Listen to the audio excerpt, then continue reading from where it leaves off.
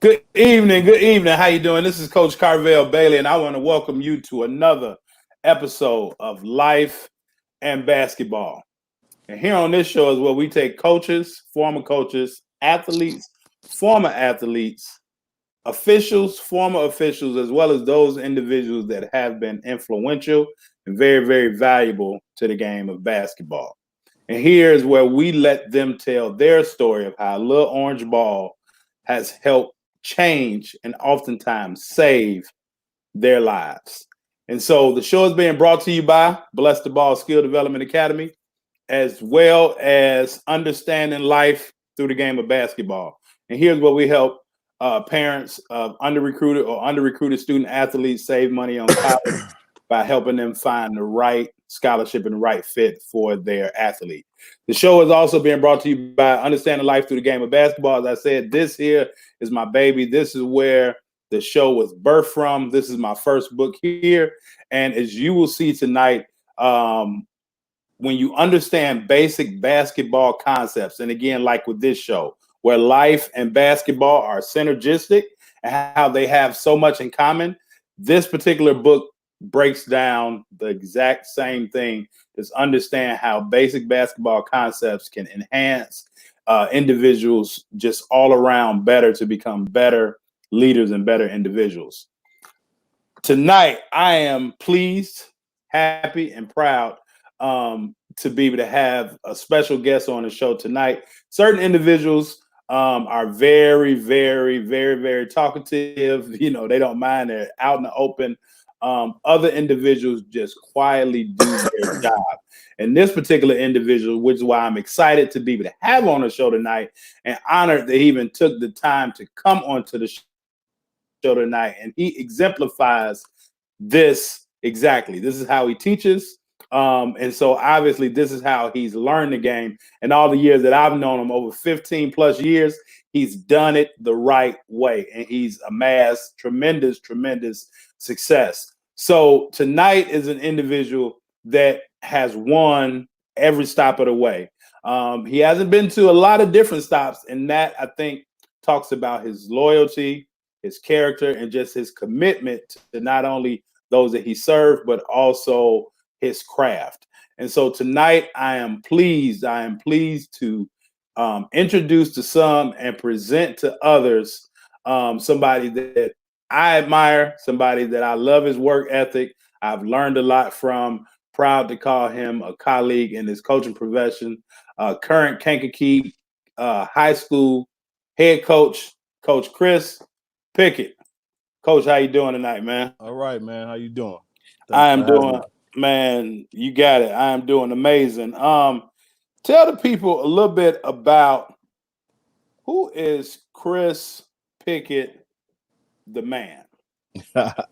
Well, I basketball is my thing, man. If I look at my friends, people who I've grown up with, people who I know when I navigate through the city or the state or the Midwest, yeah, probably 80% of them come from basketball. I grew up in Hyde Park, playing on the playgrounds, playing at the Hyde Park Neighborhood Club, and those people who I grew up with at the Hyde Park Neighborhood Club still my friends today. We were hanging out yesterday, socially distancing. You know what I'm saying? But absolutely. But we that's where I come from, and that's the thing that has gotten me to where I am today. Played biddy ball at the Hyde Park Neighborhood Club. Played elementary ball there. My elementary school, like a lot of the elementary schools here in Chicago, didn't really have a program, so I had to go out and find one. And from there, I did pretty well. 6th, 7th, 8th grade. I got recruited by a lot of the Catholic schools in the city and some of the public schools, but mainly I had 2 older brothers and an older sister. And because of my older siblings, they went to Kenwood, and they didn't necessarily do what they were supposed to do. By the time my parents got to me, they were like, "You probably need to choose a different path." So it came down to Hales De La Salle, and I had an older brother, Stacy Pickett, who ended up going to Hales. Was an all Catholic League basketball player, and I pretty much followed him because primarily I could walk to school. I walked that 5 or 6 blocks up Cottage Grove every morning, and Right. I ended up having a pretty good career there. I was All-State in 1988. Only 2 players in the whole school were All-State in the 80s, a guy named Mike Neely in 1983 and me in 88. So after that, I went to college in Kansas City, Missouri, played at Avila University, had a good career there. Ended my career, we were ranked in the country. I set some records there, 3-point shooting and free throw shooting. And it was there, like, you know, coaching at CVS and coaching in Kankakee, a lot of the things that I learned at Avila, what I have implemented to my programs today, as far as X's and O's is concerned, and some of the methods that we use. So when I went to Avila, I used to work summer camp, go back and work for coach in summertime. I was actually majoring in political science. I want to be a politician. I want to be a mayor. An alderman in my area, because I just felt that we needed a voice from African-American male in that area at that time. But as I was working in camps, man, I used to work with the kids, and I was saying to myself, it feels too natural. It feels natural for me to work with these guys. I knew what I was talking about. I saw the reaction I got from them. I saw them doing what I was telling them to do, and they were doing it well and having those aha moments. And that's when I said to myself, I probably need to go holler at our academic advisor, because we had one for the basketball team, and have a talk with him. And it just so happens that he was the dean of education, School of Education. And he talked me into it. And then so I ended up flipping my major. And I had a lot of English credits. So I ended up just flipping that and getting an English writing degree in education. And I was able to go into high school and do my thing. So that's what molded me. That's what made me want to be a teacher. Plus, my old man taught for 43 years in public school. So I come from a family of educators. You take that, and then you take the mentors that I had at the Hyde Park Neighborhood Club, the mentors that I had at Hales my freshman and sophomore year. I don't know if a lot of people know the Gray brothers, Reno Gray, Daryl Gray, and those guys. They were real influential on me at Hales. A guy named Walter Lumpkin was influential on me at Hales too. So those guys motivated me to try to help others. Always reach back and grab those who want to be reached. And so that was my motivation. And I've always carried that on my back since growing up. You know, if you could put yourself in a position to where you can help someone, reach back and get them. And that's what I've been doing. And I've caught some slack for that. People have been like, you can't reach everybody. And sometimes you got to learn the hard way. But when I see someone who needs help or who's calling for help, right, then we try to do it. And I kind of like the path that we've taken with that. So that motivated me to be a teacher, motivated me to be a coach, and that's where I am now. When I came out of college, I took a little time off. I wanted to kick it a little bit, kind of get my feet on the ground. I came back home. While my paperwork was going through down at CPS, I subbed at Williams Elementary down in the Dearborn Project for a week. Then I went over to King High School for a week. That's when they were the King. Right. Absolutely. Yeah, I was over there for a week, and then my paperwork finally went through, and CVS called me up, and I was at CVS for 23 years. Yep. Wow. Yep. So you actually dropped a lot of nuggets just in your overview, and I don't want us to just zoom past them, but let's start with childhood, just in the Hyde Park community. Talk about exactly, what, and, going down to the Hyde Park, community clubs and just a lot of the other things that Hyde Park stands for. And, a lot of people may know of that town and that community now. Right. But, even back then it was like love, it was a community of love. But can you talk about a little bit how growing up in the Hyde Park community, Coach, how that has helped shape and mold you into the man that we now see today? Man, Hyde Park is one of those communities that a lot of people, you look at it from two different angles. Yeah. Some people look at it as it was sweet. You got your girls at Kenwood wearing Gucci belts and Dolce and Gabbana and stuff like that. But one of the weird things about Hyde Park is it's pockets. You could live like where I lived over in West Hyde Park off Drexside, and within 4 blocks is Barack Obama's house. Yeah. You know, and then I grew up with Louis Farrakhan's son, Abner. We had Gail Sayers' son hanging out with us. Then I had people hanging out with me who couldn't go home at night. You know, they walked the neighborhood. They stayed out as much as they possibly could.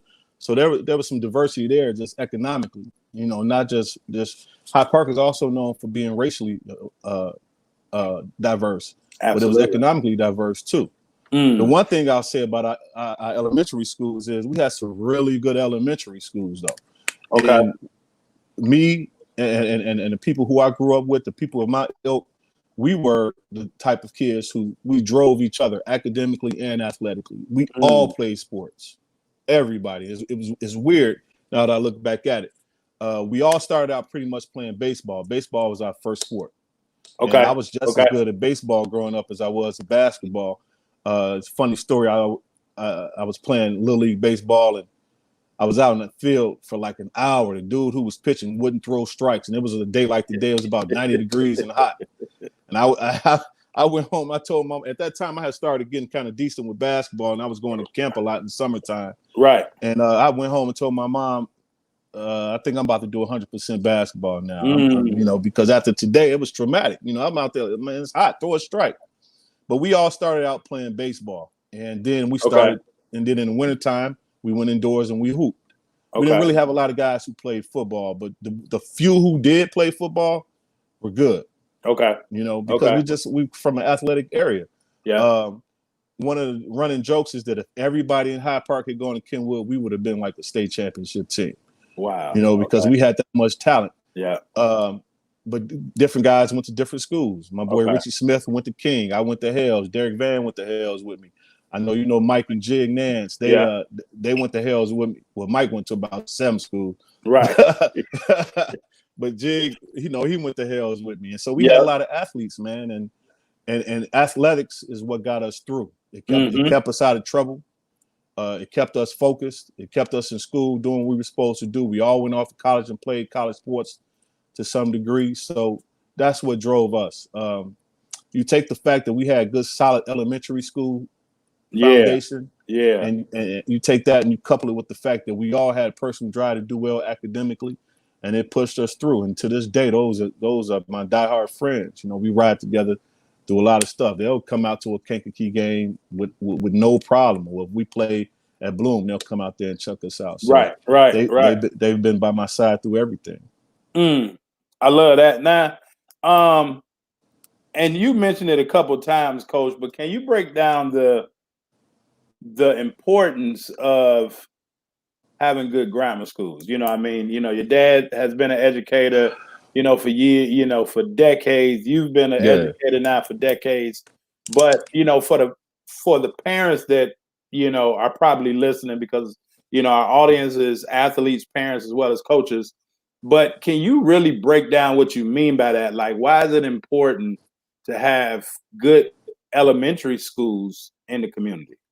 So I'm gonna say this from an academic point of view, from put my teacher hat on.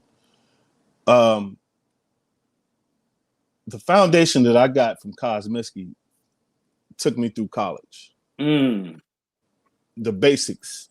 You know, we were competitive too. If I was sitting next to you and the teacher called you up to get your test and you came back and you had an F on your test, right, we would laugh at you. Right. And it would get to the point that we'd be like, man, he can't hang with us no more. Dude be getting F's. So we competed not only athletically, but we competed academically. And that made people raise the bar. So our school focused on that. They had enrichment programs that made us focus on certain things that they felt we needed to have in order to go to high school, because Kenwood was in close communication with all of the elementary schools that were in the area. And they let them know that when you come here, this is what you need to, what our freshmen need to know. Okay. Even though I didn't go to Kenwood, I was benefiting from what Kenwood had communicated to them, and I took those skills to where I went to Hales, and I was in an honors program for all 4 years. Okay. And that enabled me to go to college and do well. Right. I remember because Kosminski was an all-black school and Hales was an all-black school, the first time I ever sat next to a white kid was my first day in college. Really? And we had been trained so much that, well, you're coming from the inner city of Chicago, you're behind the 8 ball. And I remember sitting in my first week of school, looking to my left and looking to my right and saying to myself, man, I'm smarter than these dudes don't know as much as we know.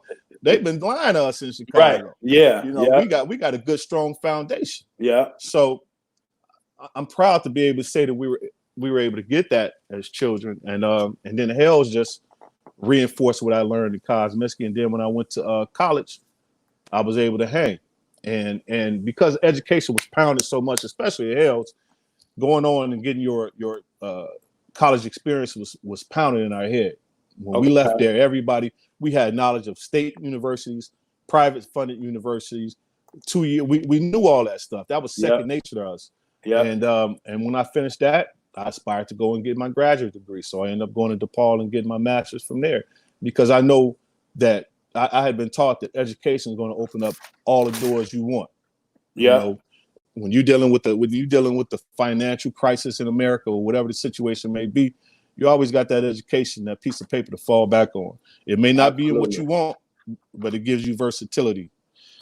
So that's what was pounding in our head, and having the discipline and listening to that, that's what I roll with. Okay, yeah, definitely.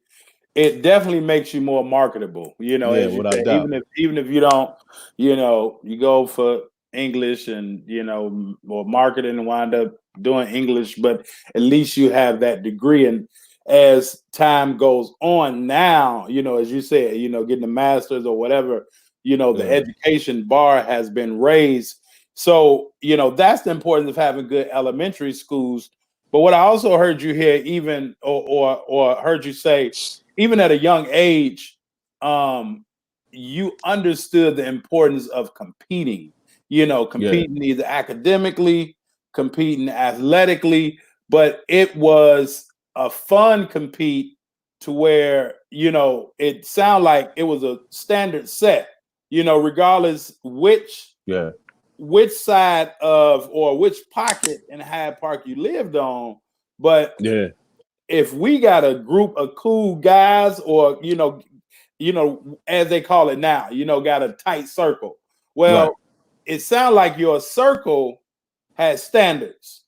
And one of those standards was everybody had to or play some type of athletics. I heard you say like it kept you all out of trouble, kept you in school.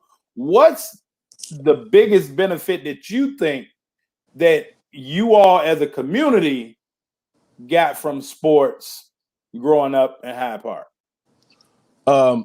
Probably the biggest thing we got for that is it taught us discipline, man. Like right now, the guys who played sports are doing well. The guys who decided not to play sports and put their nose in other things, they're struggling. Yeah. And I hate to put it as bluntly as that, but it is what it is in that situation. It taught us discipline.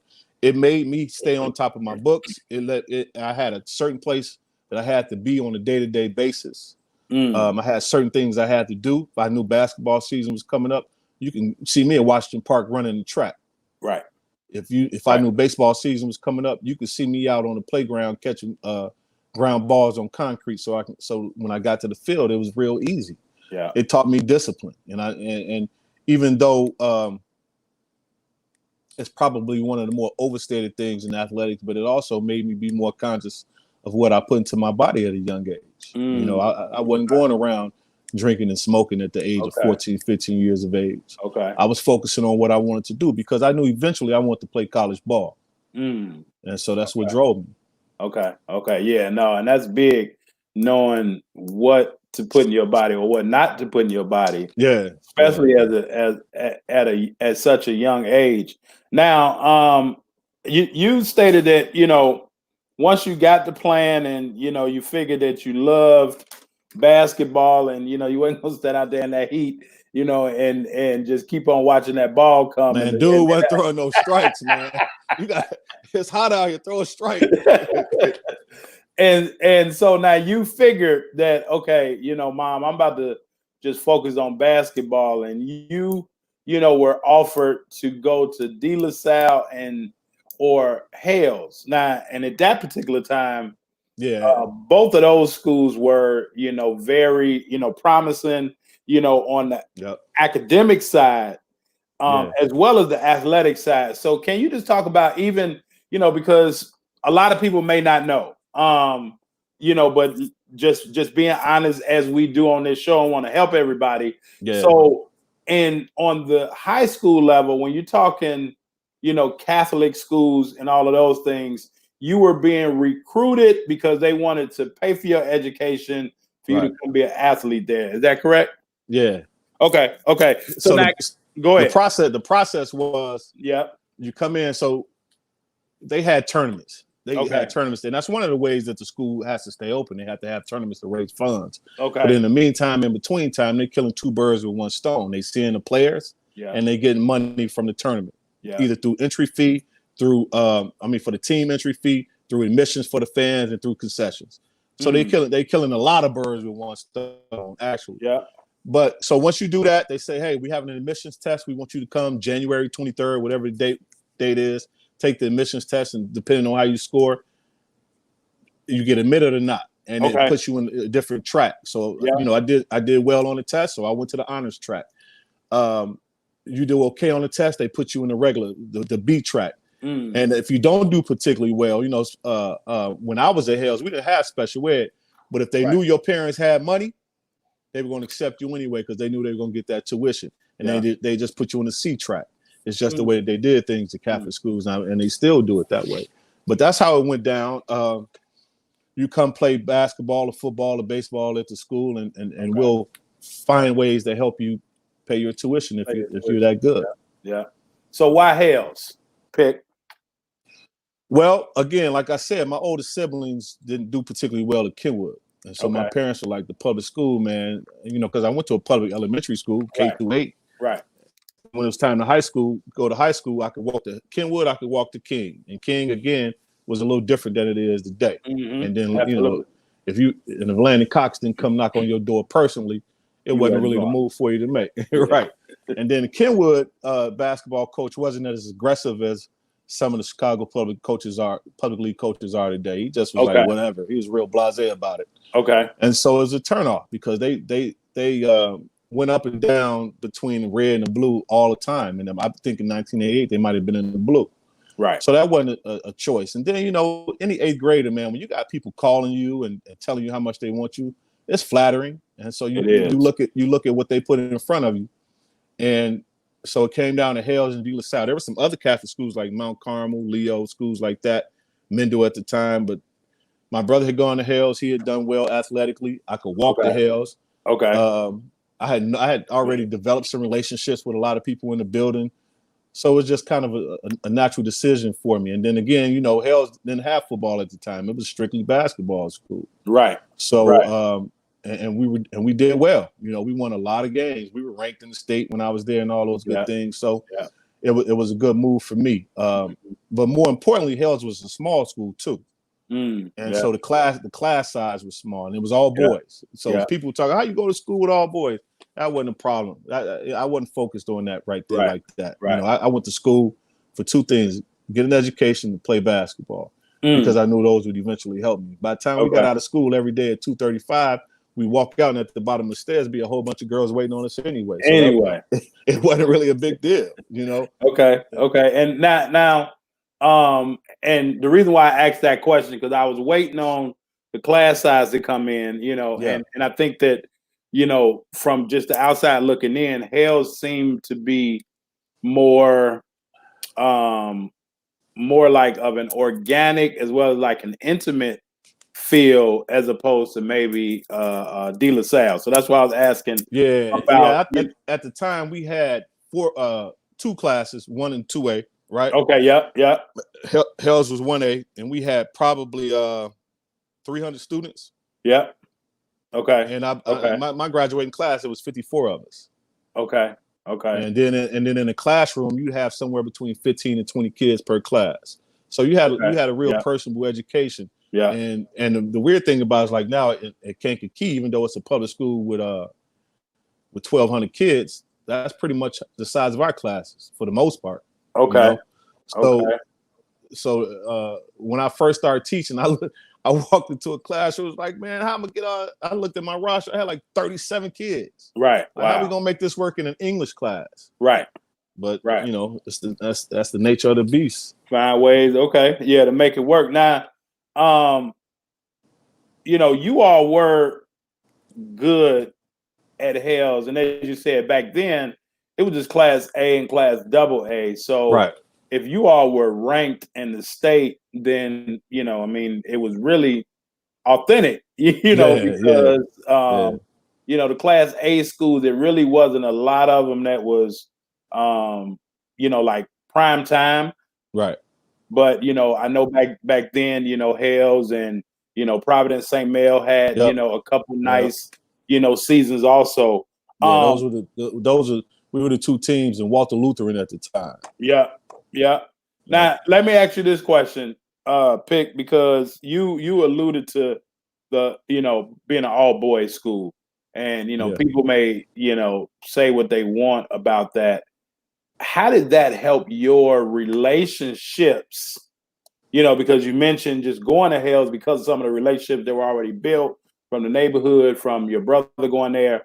But how did being in a building all day with all males help you even today with your interaction with other men? Because you know we know, especially as a basketball player, and you know dealing with our youth, you know now it's a lot of social emotional issues, maybe some anger issues.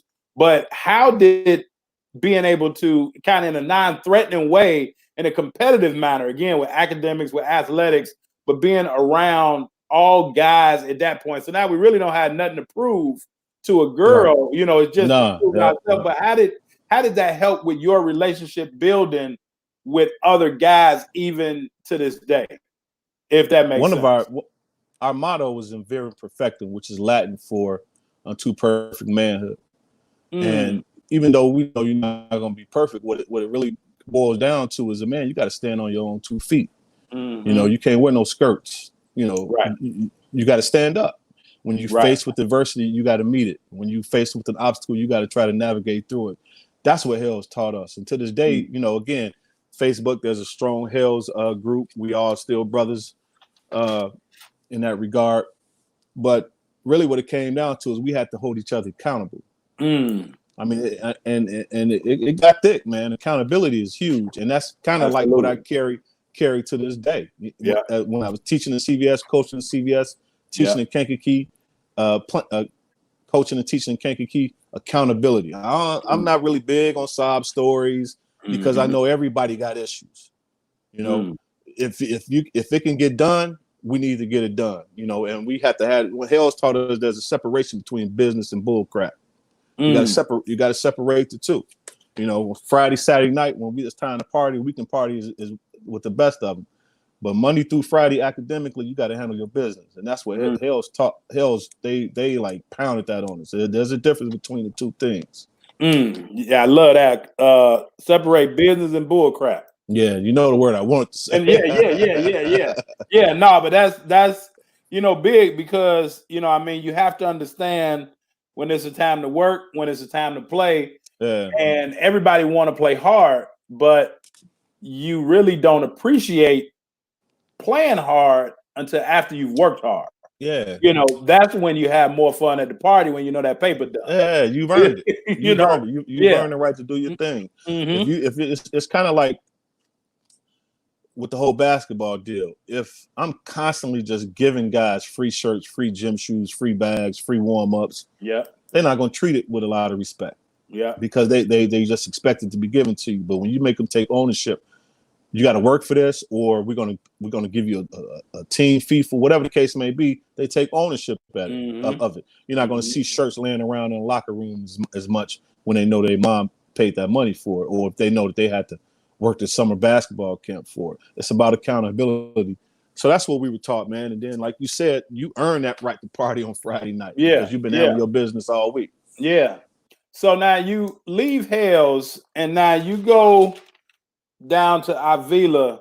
How was that transition for you? You know, I mean, you already talked about how, you know, you look to your left and you look to your right, and you understood that, you know, you were in, you know, America.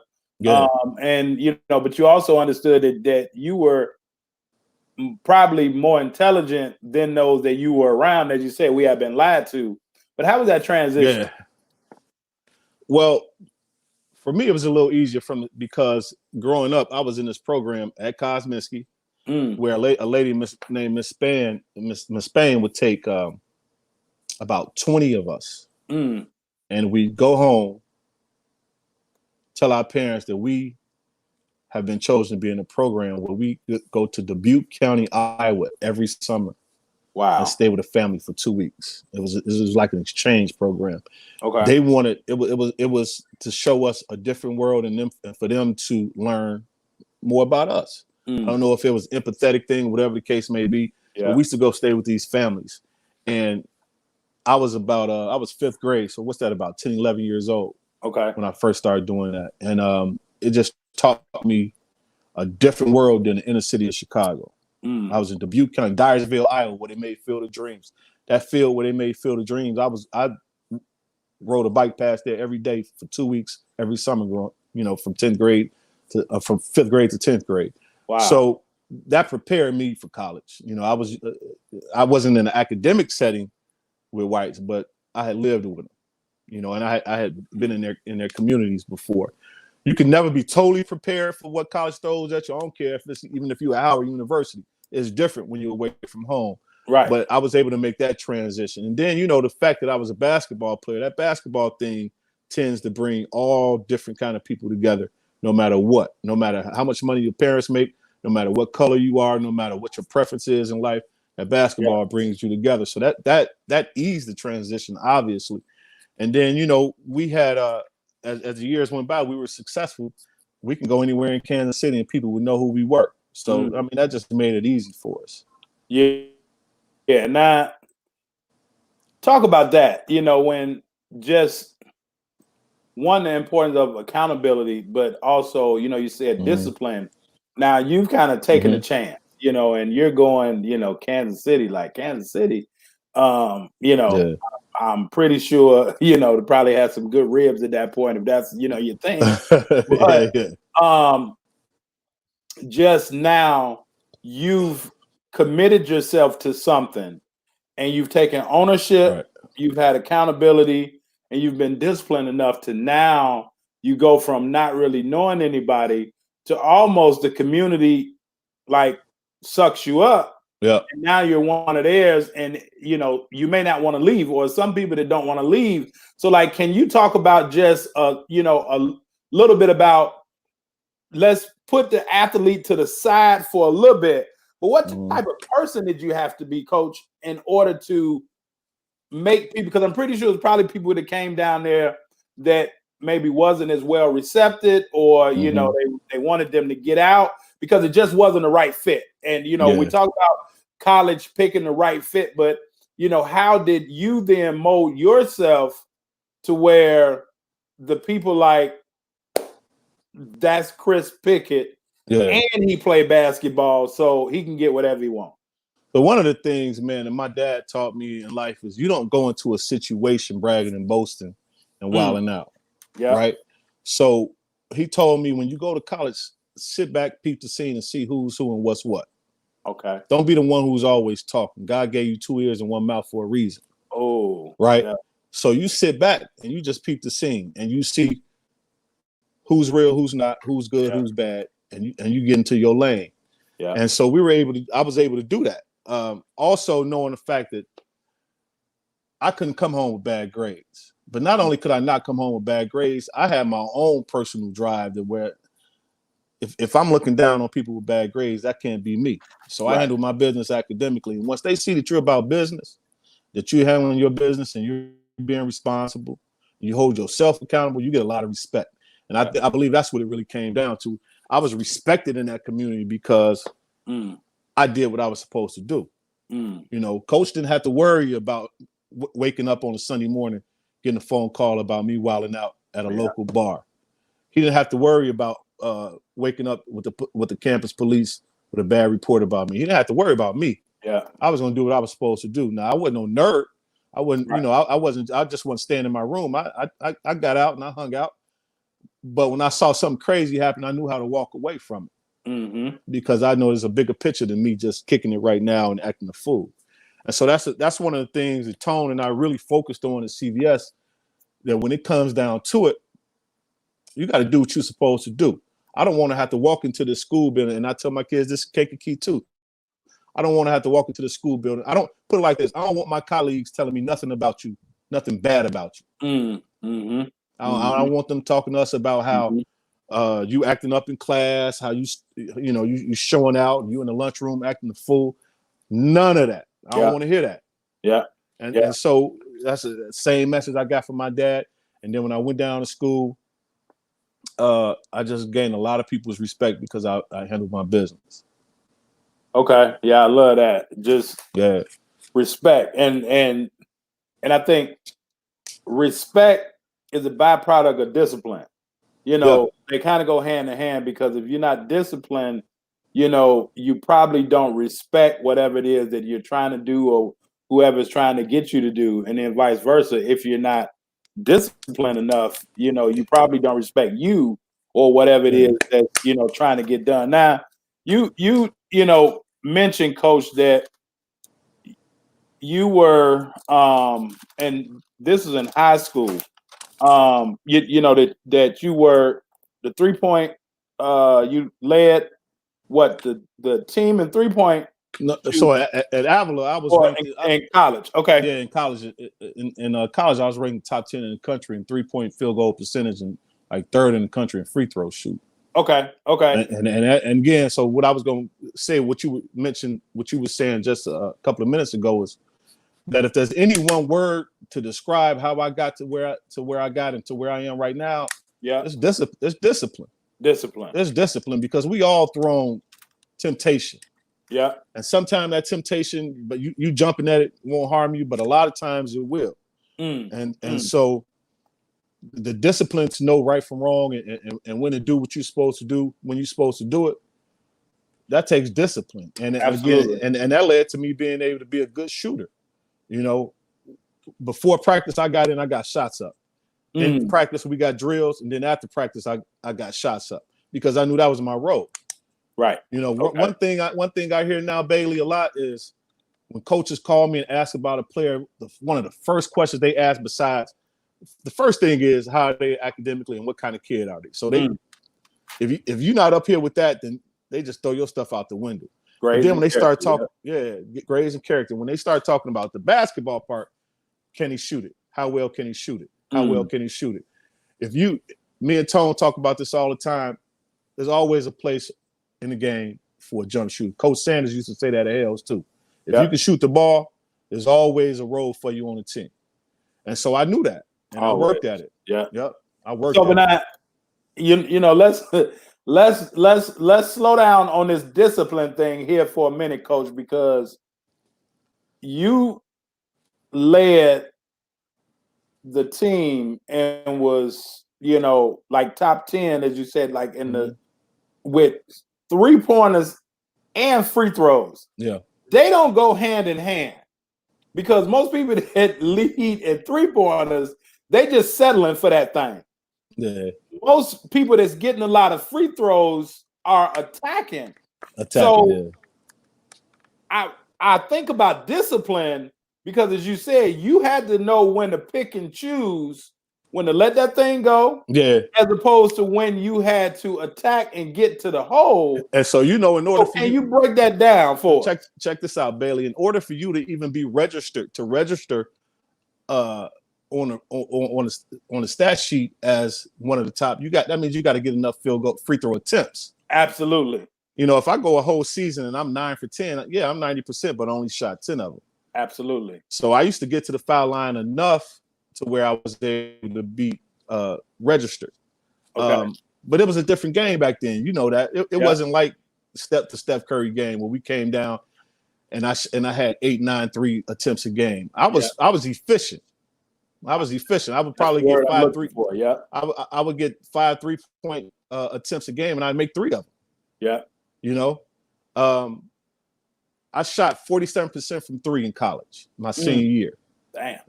I was 47% from three, 46% from two, and 91% from the foul line. So that's 40, 40, 90. You know, and that's at the NAIA D2 level.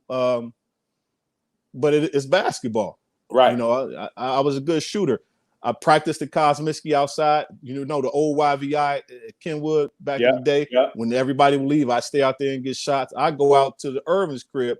They had a rim attached to the garage. We'd be out there. Me, McLaughlin, Lance, and Mike would be playing all night long on that court. So wherever I went, I worked on my game. I got shots up, and it paid off. It got my college paid for. But it came down to efficiency and discipline. Efficiency and discipline. Yeah, that you know, that was what I was looking for, because you kind of got to know when to pick and choose.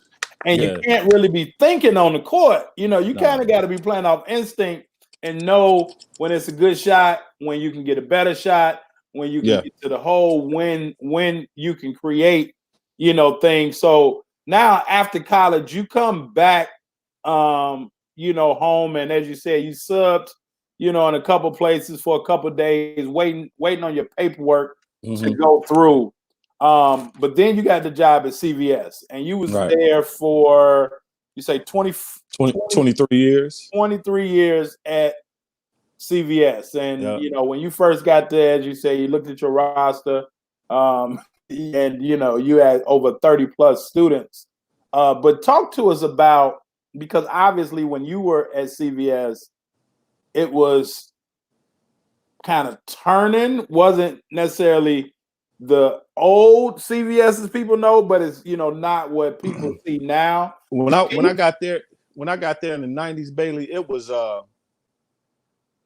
still a real solid academic institution. You had students that came from middle class families. Their parents were either policemen, firemen, teachers themselves. Some of them worked downtown in the big buildings. It was still a very respectable school. By the time I left, things had changed a little bit. But when you really got into the gut of those kids and you really got to know them, they weren't any different from the kids from the 90s. They just needed somebody to believe in them. Okay. You know, and that's what we came down to. Now, we all know the history of the family structure on the South Side, how things broke down. And we had to experience that at CVS. That's how the school flipped a little bit. Right. But when we were there, like, man, you had kids who were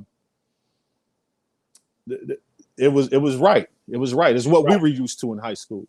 Okay, absolutely. And so now talk about the building though, Coach, because you know, people may have heard about CVS, you know, people may ride past it, you know, maybe on the Skyway or maybe, you know, down, you know, 87th real fast. But, you know, people don't really understand how resourceful that building used to be. Still is, if ever used to full capacity. So, like, you know, can you talk about just now in that building and, you know, the resourcefulness, just some of the things that's inside of that building? Can you educate us on that? Because I don't think a lot of people know exactly how that building is equipped to be able to help the community in which it's in. Right. It's the second biggest school in the Chicago public school system as far as square footage is concerned. Lane Tech is number one. Lane Tech currently has like over 4,000 students. When I first got to CVS, we had 2,900 students. By the time I left, it was down to about 850. Damn. Right. So you talking about when I first got there, it's a vocational school. Right. So really, what the whole concept was, you can come here and you can get academically prepared to go to college. And if you're one of those people who say school's not for me, we're going to prepare you for life after high school, where you can get a trade. And a lot of those trades, you left with certification where you can go out and start working right away.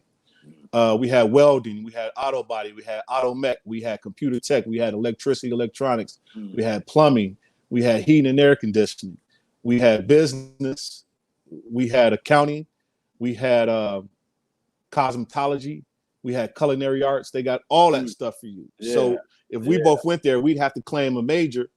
So, but if I say, well, I want to go to college, but I still leave CVS with some type of skill. I still live in the community. So people come over and service, like the air conditioner or Yeah. the washing machine, whatever the case may be. And I get to talking to them, and I said, "Where'd you go to high school?" They be CVS. CVS. I learned probably 80% of the stuff that I know now from working on this furnace at CVS. Or I learned this at CVS. So that's the resource that it was for the South Side of Chicago. It is probably one of the most historic schools in a CPS system as far as high schools is concerned. Starting out, it was predominantly white because this is the part of the town where you had a lot of Polish people, a lot of Jewish people. With Peel Hill being just south of us, where there were a lot of doctors and dentists, and then you had people who worked in the Gary Steel mills who would commute back and forth. And then, just like anything, when people start to move from the center of the west side or the center of the city with the projects, and they make some money, they move further south, and the neighborhood started to change, which created white flight, obviously, right? So that's why the neighborhoods changed, and then as a result, the school changed. I have a boy, my boy Andrew Thigpen's old man went to CVS back in the day, and it was predominantly white when he went there. He showed us yearbooks. They'd be drinking out of glass, drinking milk out of glasses. They had glass plates. You know, things changed. So as the community changed, the school changed. But one thing that didn't change was the opportunities that it offered the students until we started getting a change down at the Board of Education. And then our vocational schools, even Simeon, started to change. They started taking the shops away. They started taking the vocational majors away. And that hurt a lot of students. Yeah.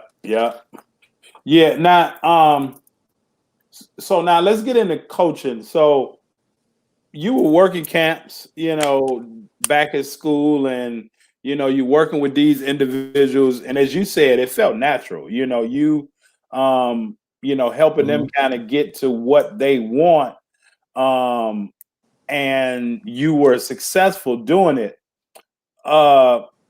What really was it? One particular incident or one particular summer or was it just the body of work in general? You just figured out that you relate to people well and you can help them get to where they go. Like, what was that turning point that said this coaching thing or this teaching thing is really for me?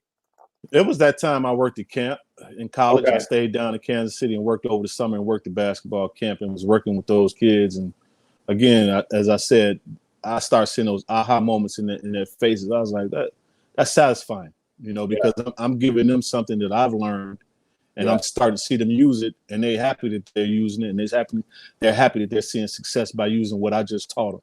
Yeah. And so that's that natural feeling that a lot of teachers like to have. If I'm teaching you quadratic equations and you pick those things up, it's satisfying. If I'm teaching you how to properly do a research paper and you turn one in to me and it's done how I taught you how to do it, that's satisfying. So that was that moment that I had. The way that I got into coaching at CVS in particular, I had two basketball players in my class, Cliff Murphy and Lawrence Burnett. LB, students in my class. One day at LB, one day after school, we were playing basketball. Well, actually, I went to their PE class and I started shooting around. And it was like, "You play ball?" I was like, "Yeah." I say I play a little bit. And one day after school, I worked him out a little bit, and they was like, "Man, you should coach." So at the time, Donald Russell was the head coach. Yeah, he had just gotten the building. Yeah, and he didn't have a staff, so they went to him and said, "Man, you should get Mr. Pickett to be on your staff, man. He could play." He came to me, and I was like, "I don't know, Russ, man. I'm still young, Bailey. I was still hanging out." Yeah. And I've always been a firm believer that if you're going to coach, you have to have, here's that word again, the dedication, right? Yeah. And so I didn't want to shortchange the process. Yeah, I was still hanging out. I was Wednesday night, Thursday night, Friday night, Saturday. I was hanging out. Yeah. So I didn't want to do that. But they kept coming at me. Eventually, I said, "All right, I'm gonna come up to practice and check y'all out." Yeah. And then I came up there and I ended up coaching, man. I just ended up coaching, and I'm glad that I did. You know, I was talking to Tone about this the other day about how there's a process with this coaching thing. I know we'll probably eventually get into it, but I'm gonna jump on it now. I knew at that young age that I wasn't ready. That was a big responsibility.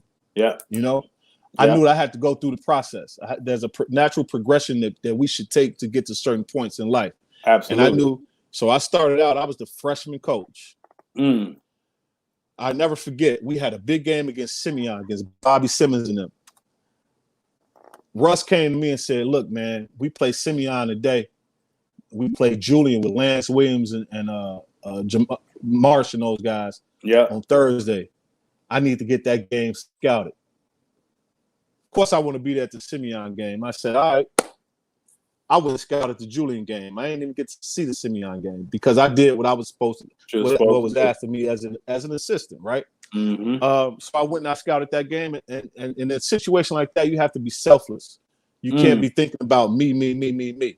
Yeah. You have to think about the big picture, which was the program. And I did those little things. I did the grunt work at a young age so that I can get myself prepared for this. I would have friends come up to me, man, you should be a head coach, man. You did this, you did that. I'm not ready. Right. I'm not ready. There's a lot that goes into being a head coach, in particular in CPS, because there's paperwork you got to do. You have to do rec forms. You got to do bus requisitions or requests. You have to schedule on your own. You don't have an AD to help you with that. A lot of ADs at the Chicago Public School, man, it's a struggle. Let's just say that. So, and most of our coaches themselves, so they got that same work that they got to do for their sport. They got to do it for themselves. You're right. You know, they wearing two hats. So I had to learn all that. I wasn't ready to just jump in and start coaching, being a head coach, and so I could go out to the bar later and be like, I'm the head coach at Hyde Park, or I'm the head coach at CVS, or I'm the head coach at Corliss. You can't just go around. You have to put your time in. So I put my time in, and I've always been a timing guy. When it's my time, my system will tell me. I'll just know it. I'll innately know it's my time.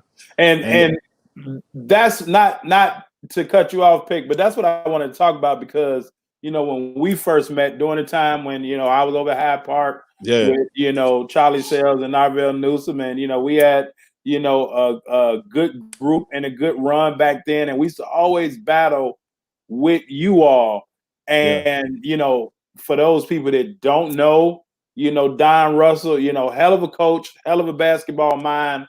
And, but everybody couldn't play for Coach Russell either, just from my standpoint, because of, he could be a little bit intimidating if you wasn't built of that nature, but I remember it was kind of like, the fire and ice, Coach Russell and Coach Sales. And the funny thing, because after the game, we would all stand in the hallway at times and just talk while the players was getting dressed. And that allowed for me to see the people side of both you and Coach Russell. Like, okay, man, this dude may holler in the game, but, he laughs just as much as he holler. Again, separating business from bullcrap, right? So that kind of got me, to understand. And I'm looking, okay, you was more, the quiet one, gonna make sure that things get done. Russell is, everywhere, but you all were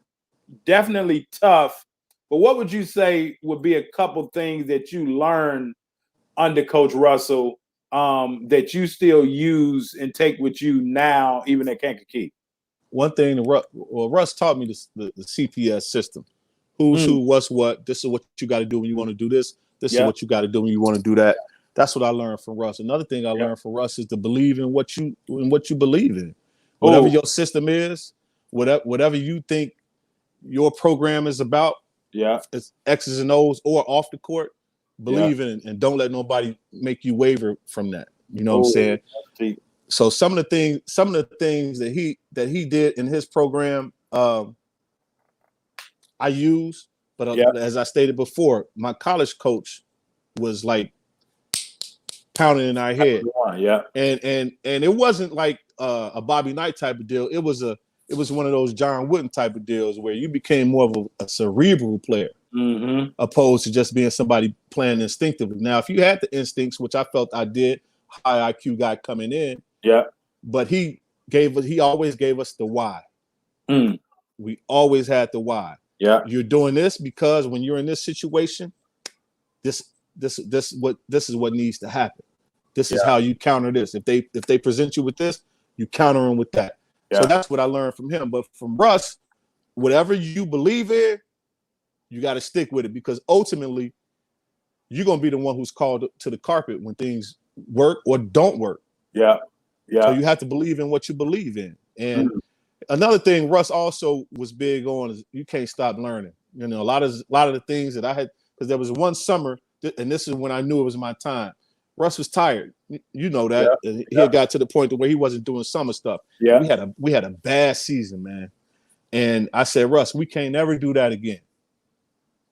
Everybody in the city is active except us. Yeah. If you're tired, I'll take over. And that's when I had Big Johnny Harris and Chris Williams. Yeah. I took over that summer. And we went on to win 25 games. Yeah. Yeah. And a lot of that had to do with what I had put in place.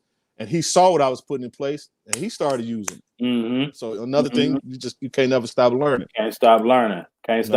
Yeah, and you know, I always tailor every episode title, you know, based on who's on the show that particular episode. And so this title is you know, named The Sauces in the Student Development, you know, because I think that, you know, if I can give away one of your trade secrets that I've seen from the outside, that, you know, may sound easy, but everybody can't do it. You know, you really, really take time to develop your players over time, and not just develop them on the court, but develop them as individuals, as you said, that, you know, accountability, that discipline, that ownership, you know, and one having that and that respect. And so having that ownership, not only in the school or in the team, but having a little ownership over themselves to kind of know that, you know, as what Coach Russell said, like if that's what you believe in, stick with it. Like if this is who you are, be exactly who you are. Now, once you did take over, you know, you all kind of, you know, hit the ground running. And, you know, for anybody that understands or has ever been in a CVS, you know, gym, and, you know, especially one of those big games, you know, they're going to bring the band going to go up top, and it's going to be rocking and rolling in there. How were you able, Coach, to, you know, I know you brought, and, you know, I mean, you had a hell of a staff at that point. You know, you had, you know, Tone, you had, you know, Coach Larry, you had Coach Jenkins, you know, and, you know, as Stubb said, you know, Stubb was the AD, you know, also the women's basketball coach. So you all had basketball people involved with basketball business, if that makes sense. Yeah, without a doubt. Like, is that one of the main reasons why the competitive nature elevated so fast and consistently over a period of time? Or like, what would you say that really not only pushed y'all there, but kept y'all there? Because, you know, some people can get there, you know, even at Hyde Park, we had got there, and then we were still there, and then it, you know, went down a little bit, and then we got back up. But I think over time, CVS was consistently going to get anywhere between, you know, 17 and over 20 games a season. Like, how were you able to build and mold that? First of all, what I made a conscious decision, a concerted effort to put people on the staff who I know were going to work. Okay. And I wasn't going to ask them to do anything that I wouldn't do. Yeah. You know, you sacrifice a lot coaching. And that's, I go back to what I was saying when I was young, man. I still hung out a lot. Right. And I got to the point, I said, all right, well, I'm ready to be a head coach. So I know I got to give up a lot of what I used to do. Right. And I put people around me who thought the same way that I was thinking. They had the same train of thought. That we're going to put all into this because we playing catch up anyway, being at CVS. Anyway, right. It's difficult for us to go get Jabari. His old, you know, Sonny's my man, but Sonny will tell you that I wasn't sending him to CVS. Yeah. Certain players we couldn't go get. So we know we had to get those players who had potential, wasn't all the way there, and that's why we worked our tails off to develop their games. And by the time they were seniors, we were able to beat some of those teams, or at least compete. Yeah. So I had to put people around me who were going to work hard like I was. You know, I would venture to say there's no one who's going to outwork Tone. I don't care if it's him going out to an elementary school or him being in that gym for 4 hours on a Saturday. And guess what, Pick? You know, I ain't calling him old, but especially in his heyday, like, you know, no, Tone was definitely there. But and so now, even you know, speaking about Tone, or just the lower levels, how important is it? You know, because you talked about the importance of having good elementary schools and, you know, the Hyde Park community and how that helped you all develop. But for a long time, the freshmen as well as the sophomore programs were either going to Final Fours, city championships, Final Eights. So that foundation, by the time they got to you, and that's why I say, just, you know, the sauce is in the student development. And it wasn't just you doing the development. And as you say, you brought people along that was going to work. But how important is getting that foundational level, like, rock solid? It's just like minor league baseball.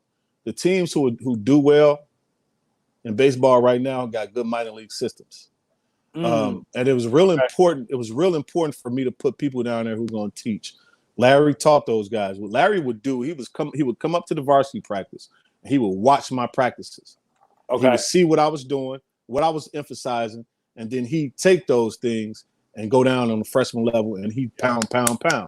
Tone's a teacher too. Tone's another guy. He never stops learning. He'll come up, he'll take some things that I do. He'll go to a clinic, he'll bring some things back. He'll watch a game on TV. He'll see something he likes. He bring it to me, Pick, what you think about this? We'll talk about it, yay or nay. And so it's important to have those guys down at those levels, because they need to, one, be together so that they can develop some chemistry as teammates, because they're the ones who are going to naturally progress with each other through the 4 years. They need to experience success at the lower level. So by the time they come to varsity, it's expected, and two, they'll know how to handle it. So that's why we emphasize that. That's another thing we're doing at Kankakee. I've been there, 3 years?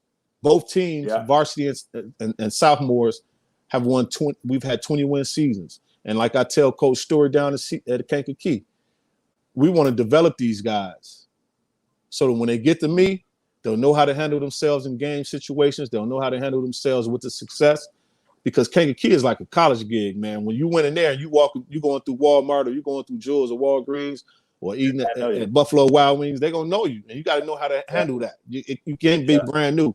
So that's why the lower levels are important. It's one of the things, Bailey, I'm telling you, man, it's a big injustice. I was talking to Dismukes from Rich East the other day, and we were talking about some things that could possibly happen. And we were talking about CPS. We got those guys at CVS who went to Bright Elementary School, who went to Powell, who went to Boucher, and they might have played 5 or 6 games in a year. You know what I'm saying? And we're kind of doing them a disservice at the elementary schools from that standpoint. Now, I got a boy who's a principal at a school he used to be at Oglesby. Half of the reason his team never played is because the kids would always be in trouble, and he just straight up suspended the team until they got their act together. So that's what we were dealing with. Those are the kind of players that we were bringing into CVS that our counselors would go out and get. And then when they come in, man, we got to play catch up. So one of the ways that we did about doing that, Bailey, is we stayed in the gym. You got 12 months out the year. We were in there 11. Pick up ball. Me and Tone would dress. We'd hoop with them. When we were legal in June, we trained. We traveled all over the Midwest team camps, playing different summer leagues. And then when we were live in November, we practice. And as you said, at some point, CVS then went from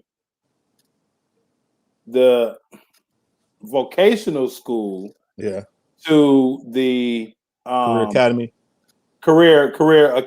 to where well, not only career academy, but as you said, some of the students that you all were getting in, Mm-hmm. they were coming in a special program. Oh, Achievement Academy.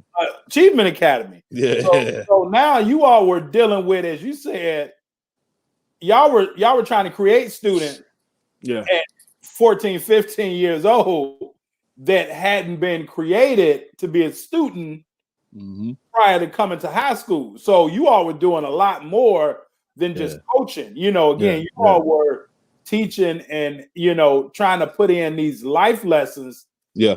So it does takes a while. But how do you, for the coaches that's listening, you know, you all seem to be, and you know, because I know you all personally, but you all seem to genuinely like and get you know, like get along together, you know, and it didn't have to be say, going out, but if it was going to a clinic or if it was just going to lunch, yeah, you know, at some time, you know, may see all y'all say out after a game or something. But and I don't know, like if Coach Jenkins knew, you know, Larry or Tone, and like I don't you put that team together other than, or that staff together other than people that you trust. But how did you get your staff to not now get the bickering or getting to want to prove the other one wrong so that they can look good in your eyes? And oftentimes that's what breaks teams up more so from the inside, because you have these adults kind of playing favorites, bickering and choosing to get the esteem of the head coach. So like, how have you always been able to deal with that? And your coaching staff seems to genuinely love one another like family. Tone and I've been hanging out since I was 15 years old. Yeah. You know, he went to Whitney Young with a lot of my boys who grew up with me in Hyde Park. Yeah. So he started hanging with them, and then so he started coming around, and so we've been cool ever since then. Larry was a sub in the building at first, and so I knew him from that standpoint. And so we talked. We had a lot of commonalities as far as people who he grew up with, who I knew, places we hung out in. We'd see each other, so we started to develop that relationship. Jenkins was teaching there. Jenkins taught at CBS for over 30 years too, and he was actually one of Larry's teachers. And you know, and so he's you know, he's an easy guy to get along with. So him and Tone had a natural connection too. And then Hinkle, who was a policeman, is such a mild-mannered guy. He gets along with everybody until you give him a reason not to. So it was a nice marriage with us, because we all are cool guys. We don't have anybody we didn't have anybody who had ulterior motives. We didn't have anybody trying to backstab anybody. We didn't have anybody who talked behind somebody's back. We hung out a lot on the court and off the court. And so that kind of made our thing harmonious. You know, it worked really well. And one of the things that was important for me that I used to have to tell him is that, and this is the teacher side. We got a lot of those kids, like you talked about the Achievement Academy. Yeah. One of the things I had to learn, I was at a teacher's workshop, man. And, you know, coming from Hales, like I said, with the discipline and accountability, sometimes you can kind of be too straight and narrow, and you don't like to veer off and look at things from a different perspective. And so there was a lady who was talking about that student in your class who just sitting there jittering. They just sitting there jittering, and they balled up that paper, and they just got to throw that paper away. Yeah. Old school, when you went to school and I went to school, the teacher would be like, sit your butt down, calm down. Yeah. But the new school way of thinking is like something going on with that kid. If he got to just get up and throw that paper away, let him, and then redirect them back to the lesson. And so what I had to start doing from a coaching point of view is starting to empathize more.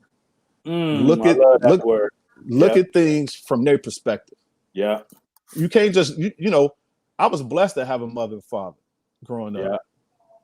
Everybody they're not that fortunate. So you got to start looking at things from other people's perspective and look at it from their eyes so that you can see possibly how they're thinking. We had a kid one year, man, grouchy dude. He could play. He'd come to school and he would be so mean and so defiant. And I'm like, Tone, what's up with him, man? Like, man, you know, they heat off at the crib. Oh, yeah, bingo. And it was -10 last night. Mm-hmm. And it's him. He got 3 little siblings, Yeah, and his mom in there. He ain't ate. He's sleeping in a coat. It's cold in the house. yeah, You got to start looking at things like that. yeah, So that all that goes into, we take all that, we put it into a pot and we stir it up, and that was CVS, man. That's what we dealt with. Now a lot of public schools deal with that, but mm-hmm. that achievement academies you talked about changed the game for us and changed the complexity of the school, the dynamics of the school, and so we had to look at different ways on how to run our program. And so Yeah, one of the things to get back to what I was saying about the staff, we can't have static confusion, man. We can't have too many voices. yeah. If you guys got something you want to translate, you want to communicate to the players, let me know, and then I'll do it, because they need to just hear one voice. A lot of our kids would get thrown off, and that's kind of like how the bench was run. We need one voice. They need to hear one voice, and when you doing your thing with the players, or you got something to say, wait till I'm done speaking, and then do what what you want to do with it, and we go from there. As long as we were all on the same page, everything was flying. We rarely got off the same page from each other. Tone and I would have a disagreement about something. We talk it out like men. Sometimes sometimes it went left. Right. But after that, we go sit down. We go in my basement and go to his crib or go to a little spot, and we like it never happened. Right. And that's when you know you got a good staff. You got a good staff, absolutely. And it sounds like it was a system. It was a system, and the system was no egos. One, and as you said, if it's something that got to be said, bring it to me. Let me bring it, because our student athletes have so many voices in their head, so many from other people. They got their friends, they got their family, they got the social media, they got the girlfriend, they got the cousin, they got maybe one of the coaches, some of the teachers, and it's like, okay, so at least when they come in the gym, they can understand that it's going to be a some structure, right? If I'll get structure, no place else, you getting it up in here. It's gonna be structure here, right? No, and that's big, And even as you said about, I saw the difference in you all once the Achievement Academy. I'd be talking to Tone every day, and it's different. I'm at the alternative high school. He talking about the Achievement Academy. Yeah, man. We got the same kid. But as you said, now it's getting to know them as people deeper, on a deeper level, so that now we understand why they're acting in a certain way. Because a coach told me, maybe even like less than a year ago, said, like, how can we expect a player to run through a wall for us if we can't identify and empathize, like what you just said, that they got the same socks on for 3 days, or they don't have no heat. How can we then expect them to give us everything that they got if we can't give them everything that we got in terms of paying attention to them, listening to them, having conversations? As you say, you can't, just rule with an iron fist. It don't work like that anymore. So, we have to be, more creative. But the time when I knew that, I think that you all really hit your striving point at CVS was, and I'm not sure which Simeon team it was, but you all went over to Simeon and you all beat Simeon at Simeon. I don't know why, but like, y'all will come to Hyde Park. We'll have Hyde Park might win by 10 or 12. Y'all might beat us by 8 or 10, but it was like them Simeon games used to be close all the time. And, you can help me on what year it was, but I remember talking to Tony. He was like, yeah, Bailey, we got him, and that was after Derek, but I'm not sure if it was. It was the year after Derek. It was the 2009 season. I think we went on a stretch where we played them. We had beat them like 4 out of 6 times, and the 2 times that we did lose, they were close. What that came down to, and it kind of started, like you said, it started with that group. they knew that we believed in them, Okay. and they believed in each other. Yeah. And they were a tight knit group. That was a team with Hollis Hill, Aaron Williams, Turtle. Yeah. Yeah. Turtle was a senior. Hollis and Aaron were juniors. We went over there and beat them. I think Simeon hadn't lost the conference home game in like 5-6 years, and we went over there and beat them. And then we beat them again. Like I'm saying, like we had a nice little stretch. Yeah. It came down to those guys being grimy and thirsty and believing in us. Yeah. Yeah. You know, listen, like they hung on every word. Yeah. Whatever we taught them, they knew that we were what we were talking about was the right way to get them to where they needed to be. Yeah. They believed in what we were saying. Yeah. We believed in them. It was a tight knit group. Yeah. And I think what happened in that particular game is that they saw when things got tight and down to the nitty gritty. Go back to what we had been teaching you. Again, I go back to that. The why. The why. This is why we taught you this. Yeah. This is why we taught you that. It's a heated game. The gym is packed. This is why we're teaching you to do certain things so that you can get past that obstacle. Yeah. And that was the 2009 team with Hollis, Turtle, Aaron. Yep. Gerald was on that. Was Gerald on that team? Gerald was our point guard. Yep. Okay, Gerald, we talked about this, is probably the best general point guard that we've had. Just because he checked people and he stayed within his game, he played to his strengths. Yeah. He was a floor leader for us, and it worked out. And as he got older, I think he channeled his energy to his strength. You know, like, I mean, always tough, but I think as he got older, he kind of knew, okay, I got some players around me that, you know, I can do well as long as I do what I'm supposed to do with and through them. And that's another thing we do too, Bailey, is that we, you know, it could be a flaw of mine as a coach. I know some people may think that I handcuffed them, but I like to think I got a good eye for talent, and I see what you do well, and we try to put you in a position where you can be successful and you can do what you're supposed to do out there in the court. Sometimes it may get you, you know, when it's time for you to go to college, I don't know, you may feel as though you're behind the 8 ball, but I rarely had a college coach call me back and say, "Hey man, Carvel Bailey played for you. We got to take him from ground zero and teach him." We always get the phone calls like, we don't have to talk to your guys as much as we do some of these other freshmen. Yeah.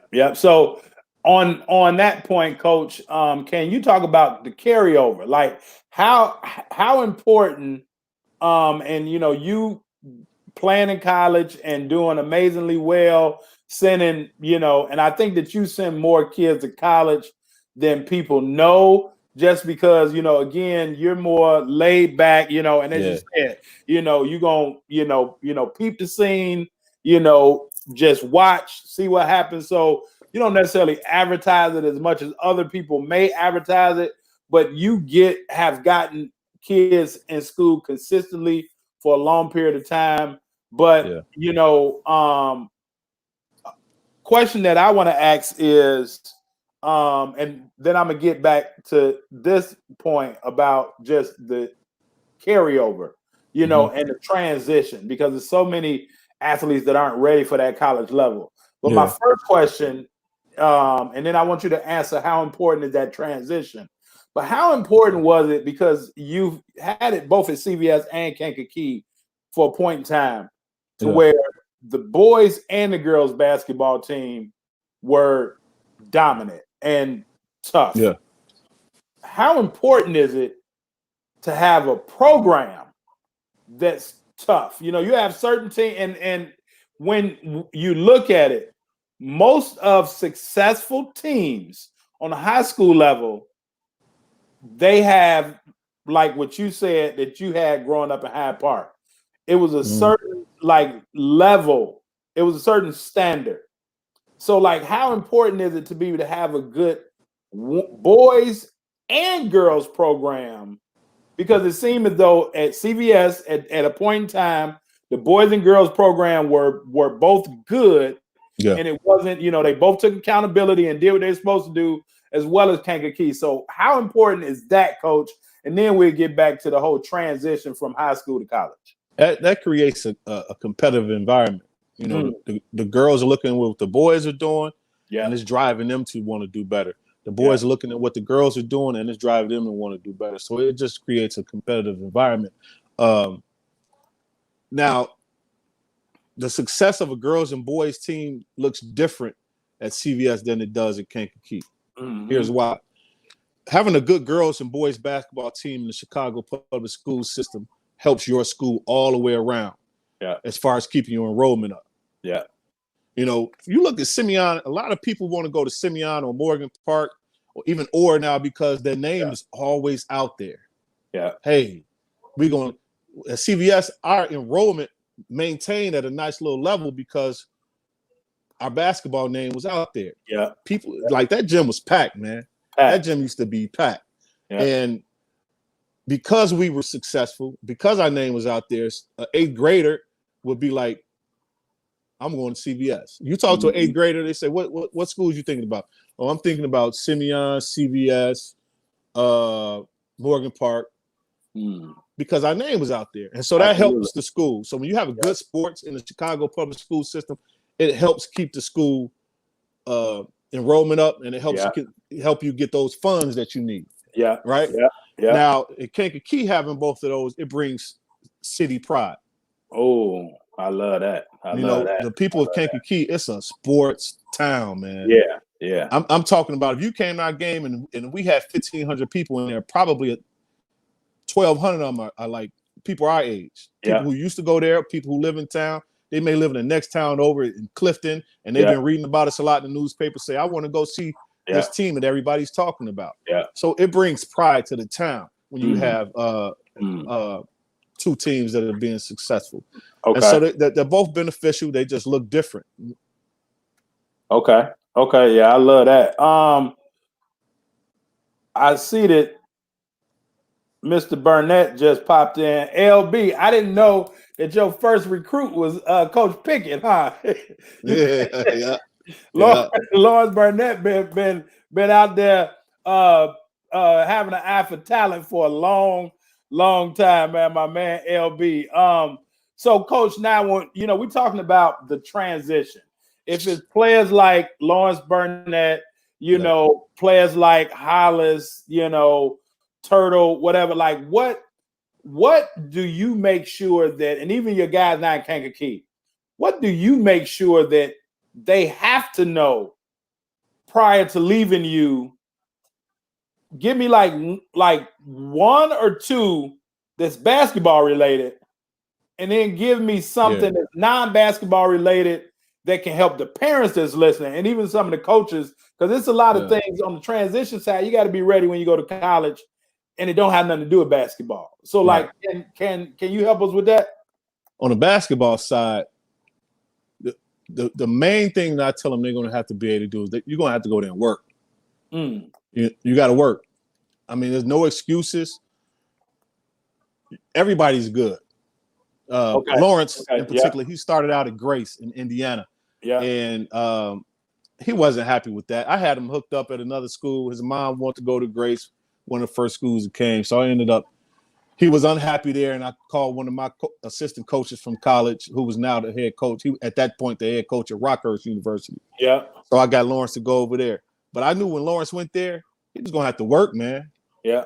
I mean, there's no, in college, we tell them all the time, this is how these guys eat.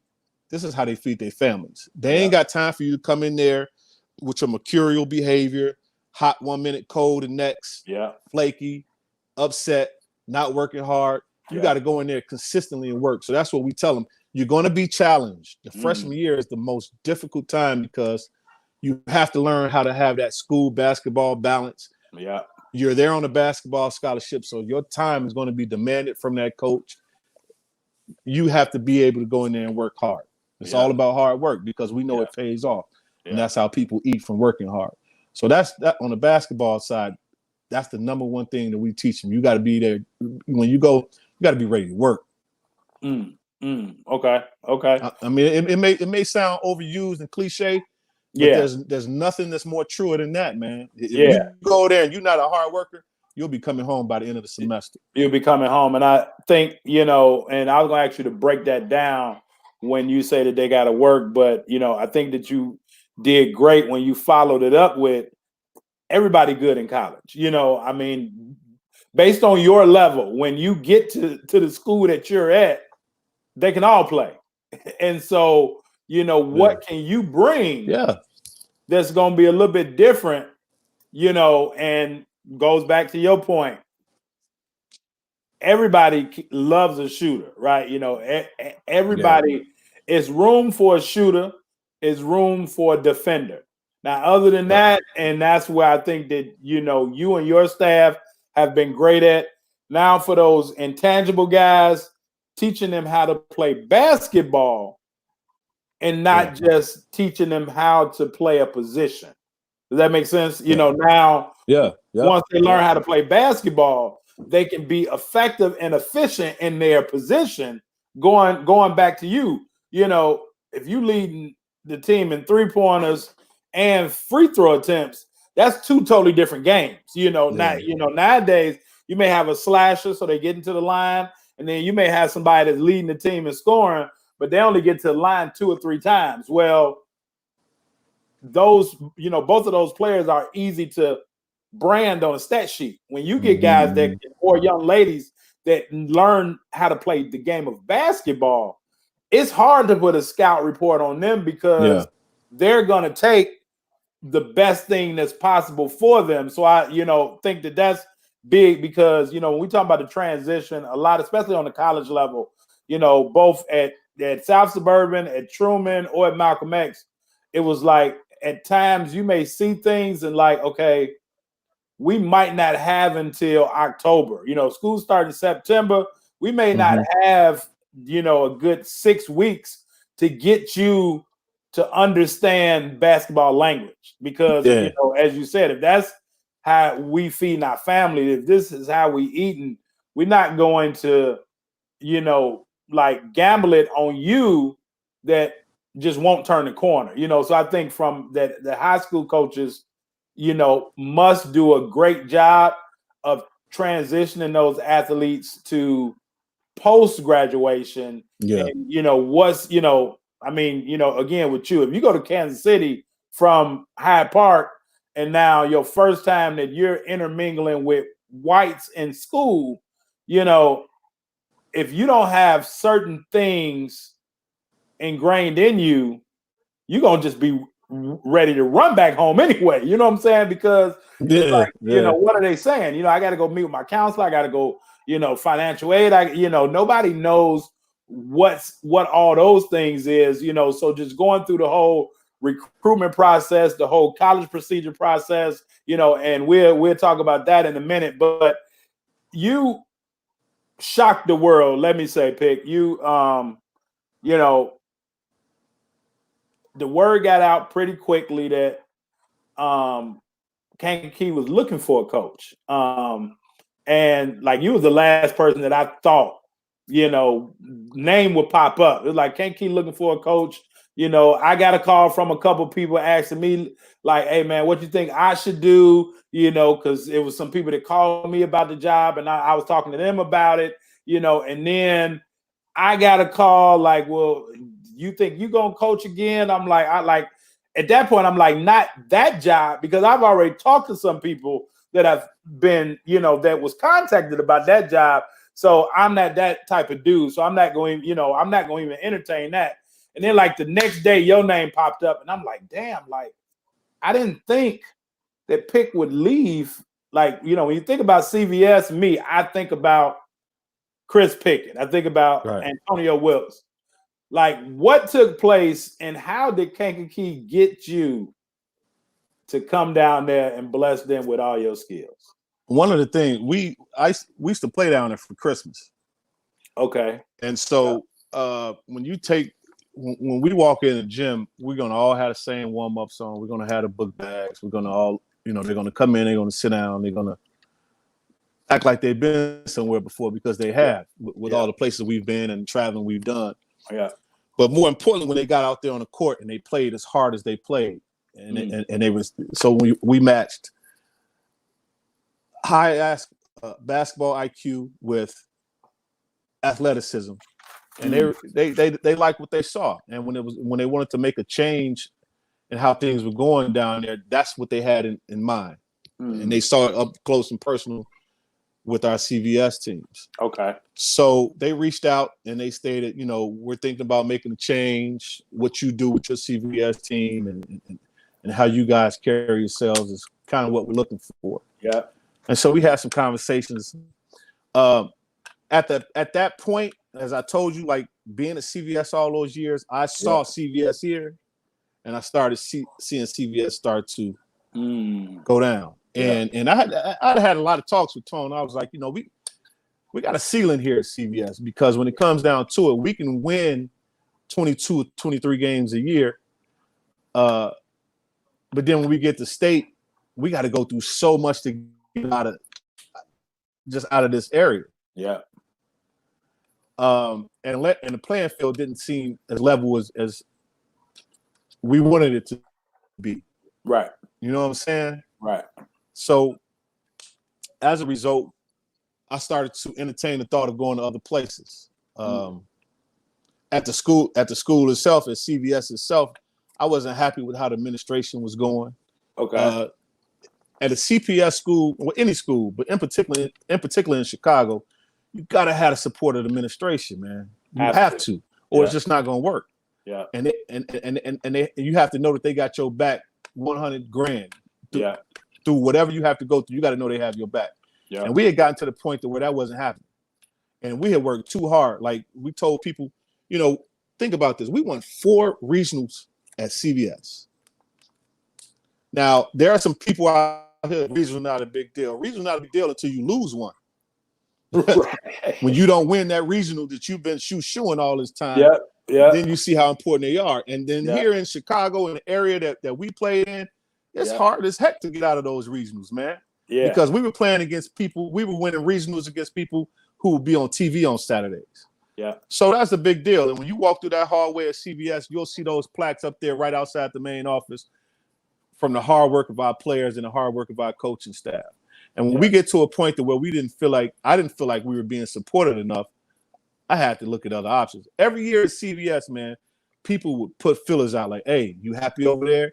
What you think, we got an opening. We thinking about having an opening. And I would stay loyal to my soil, as they say. Stay loyal to CVS. I was like, I ain't going nowhere. I'm loyal to the school. But then it got to a point where I felt like the loyalty wasn't being reciprocated. And so I had to go, I had to step out. And when I went down there and I had my interview and I talked to those people, I felt a genuine want for me to be there. Yeah. So that's why we ended up making that decision. Yeah. I love that, man. And really the same way as, on the recruitment trail, like you got to go where they want you, not necessarily where you want to go. Even though you, want it, out, and there's, Sean say, you definitely got to prioritize and have time management. Those are the 2 biggest, keys, and definitely when you go to college, because otherwise you're gonna, blow it now. And Stub say that you're being nice, but we kind of understand. You had ownership in that building, and you had ownership with that program, and so when you see things, and this is just what I believe that you're talking about, and there's Tony Attaway said that CVS alumni that CVS alumni are it's I know Dunbar got a nice alumni, Hyde Park do to Simeon, but CVS has another level. It's another level. Man. They have and so when you have ownership, right, when you got an alumni pack that's like that. But as a coach, you've been there 24 years, and now you start to see the decline. Yeah. And it's really the same kind of kids. It's just what are we as adults doing? And so, you're looking like, okay, maybe I'm gonna entertain something, maybe if I'm gonna entertain the right way. And as you said, you noticed and saw that they were interested in you. Oftentimes people, say, but man, you're gonna take that driveway out there and each and every day. Like, what kind of motivated you to say, okay, yeah, they want me, but I'm going to still sacrifice a little bit more to be able to go out here.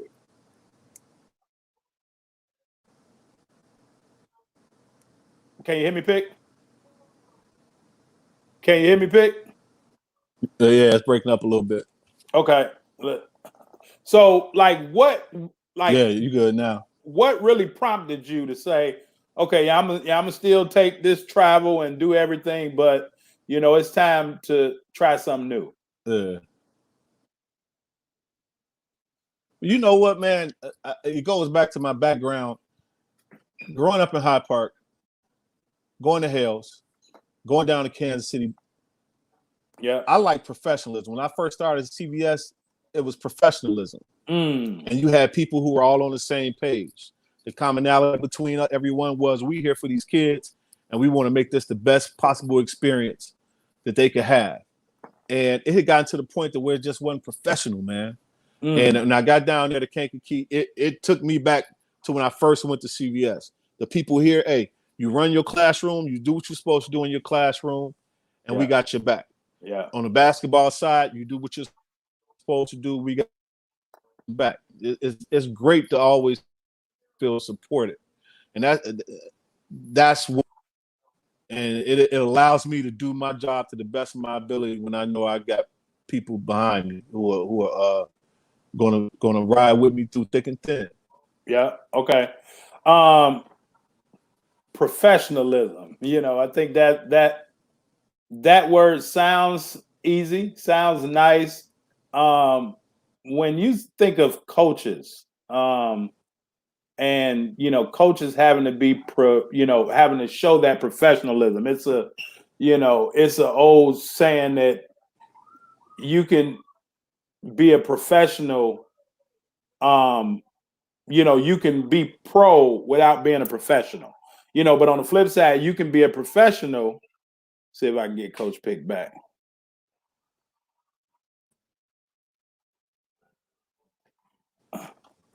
Can you hear me, Coach?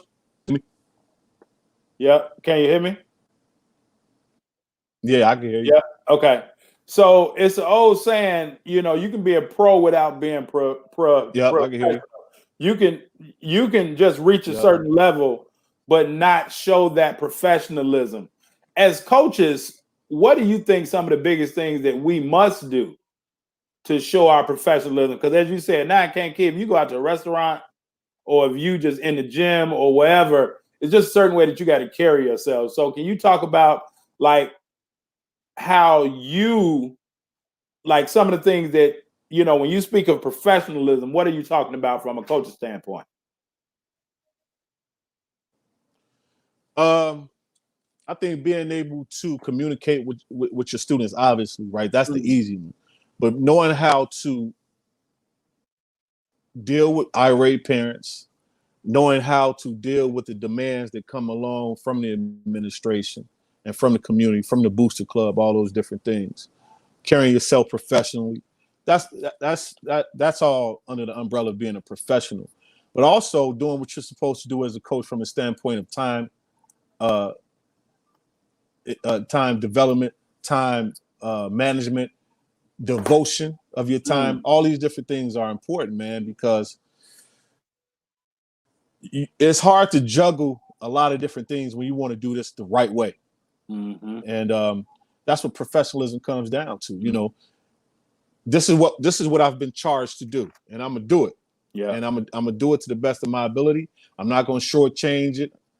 I'm not gonna shortchange the kids. I'm not gonna shortchange myself. And I don't want a lot of dissension around me. We don't want a lot of confusion around us. That's professionalism, and that's what we've been blessed to have out there. And it was what we used to have at CBS until some changes were made. Okay. In administration. Okay. Yeah, that makes sense. Now you wind up, now you're in Kankakee. So you go from the Red East, the Red East to the Red South, to now you're in the Southland Conference. Talk to us about coming out to the South suburbs. And you used to go to Kankakee Christmas tournaments and play, and so you all used to go all over. So you understand different levels of competition. But can you talk about just the competition now that you face in the South suburbs, especially in this revamped Southland Conference? How competitive is that, and how fun has that been? The Southland is a super conference. Yeah, It has the same talent that super conference have. We may not have a kid going to Duke. We may not have a team. Well, we did with Bloom. We had a team full of D1 cats. yeah. But it's a super conference. It's not easy. There's a Mm-hmm. lot of talent out there, and I kind of knew that, but I'm even more impressed with it seeing it every Tuesday and Friday night. There's a lot of talent in South suburbs. We all know that, Yeah. right? It's just the thing is in the Southland in particular, there's a lot of players who are getting away from those particular schools because they either going to Marian Catholic or some of them coming to the city. So, it gets diluted a little bit from that standpoint, but there aren't any teams in the super conference in the Chicago Public League that are head and shoulders above what we have in the Southland. So the talent level was there. Another thing that I really like is the fan support. People in the Southland love basketball, man. Yeah. I don't care. We go to Bloom, we'll go to Rich East, we'll go to Rich South, Creek. There's going to be a crowd. Even Creek struggled the last couple of years. This year we went over, they still had a nice crowd out there. Yeah. And I think another good thing about out there is that it takes more of a collegiate type atmosphere because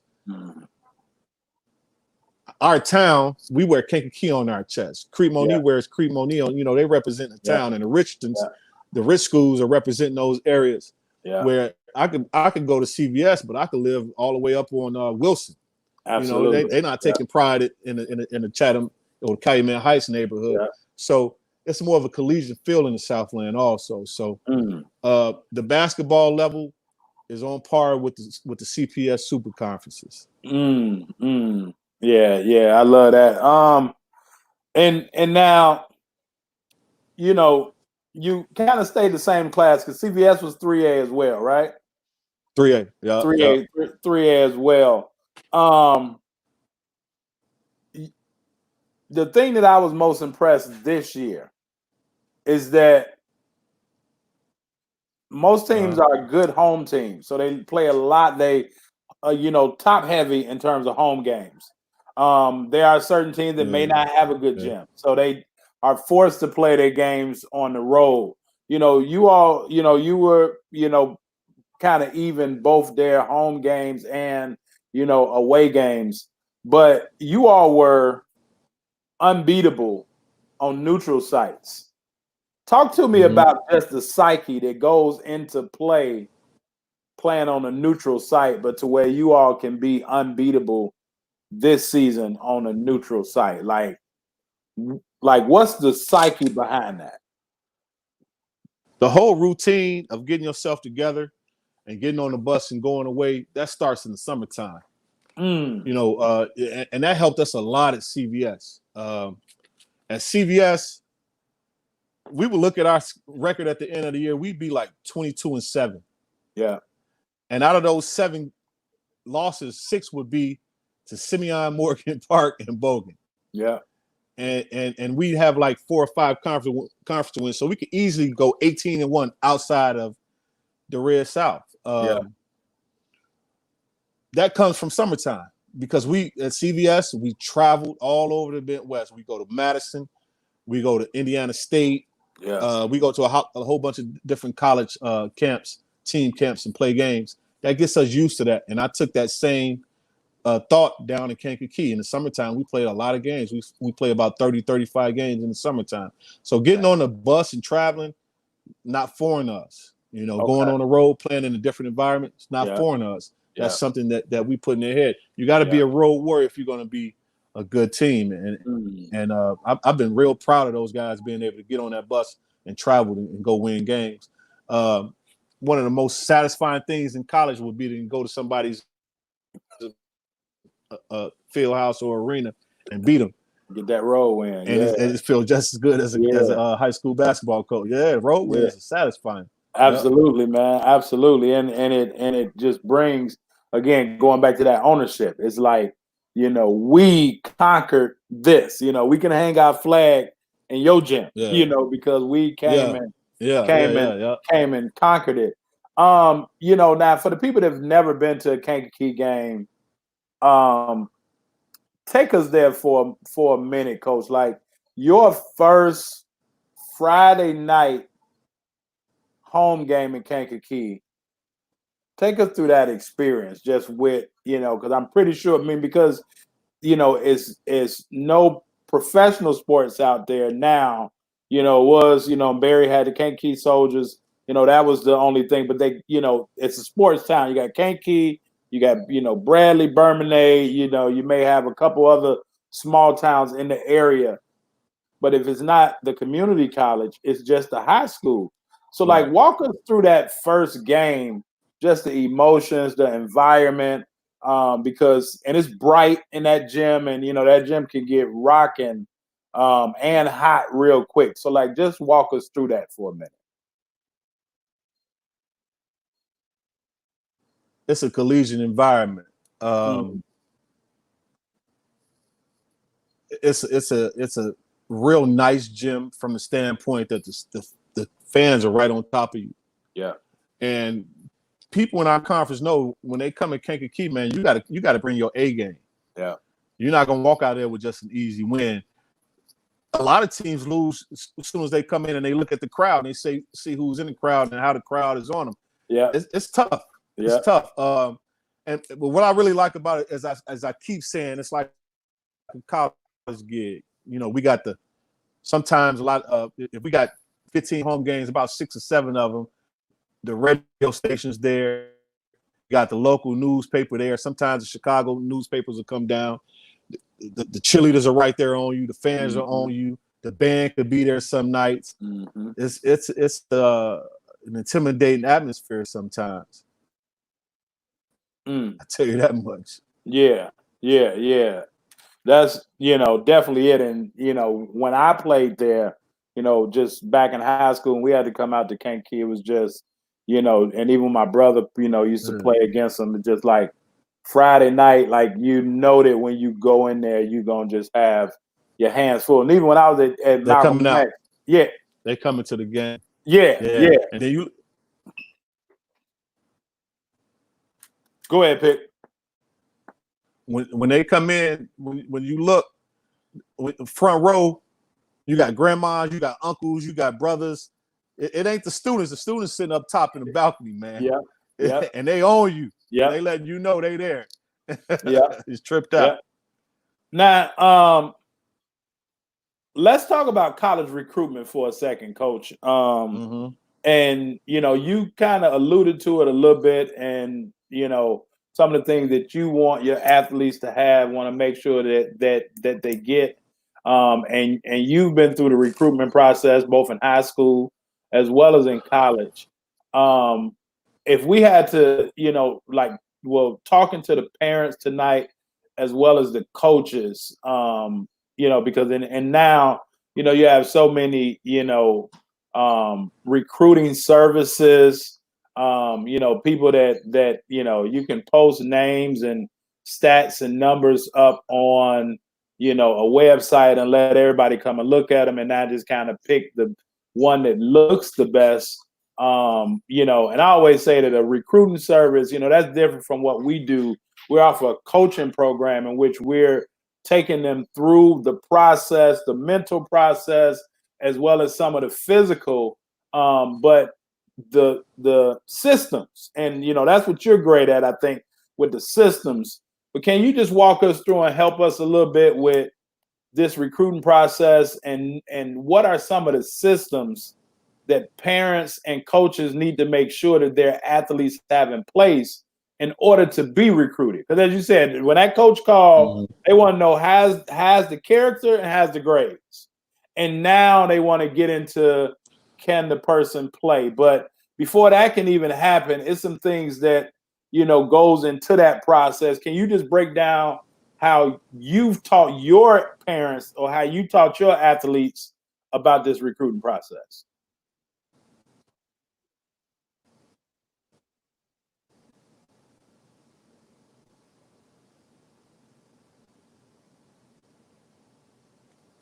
Can you still hear me, Coach?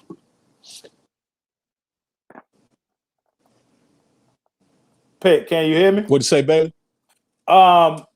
Break down Ask that question. the recruitment process, how you explain it to your parents and your athletes. As far as recruitment? Yes, sir.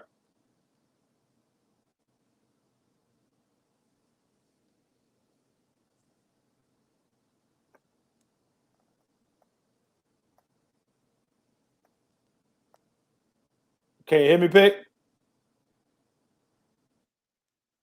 Yeah, I can now. Okay. You can hear me now? Yep. The old Verizon. Can you hear me now? Yeah, I can hear you now. Man, it's going up.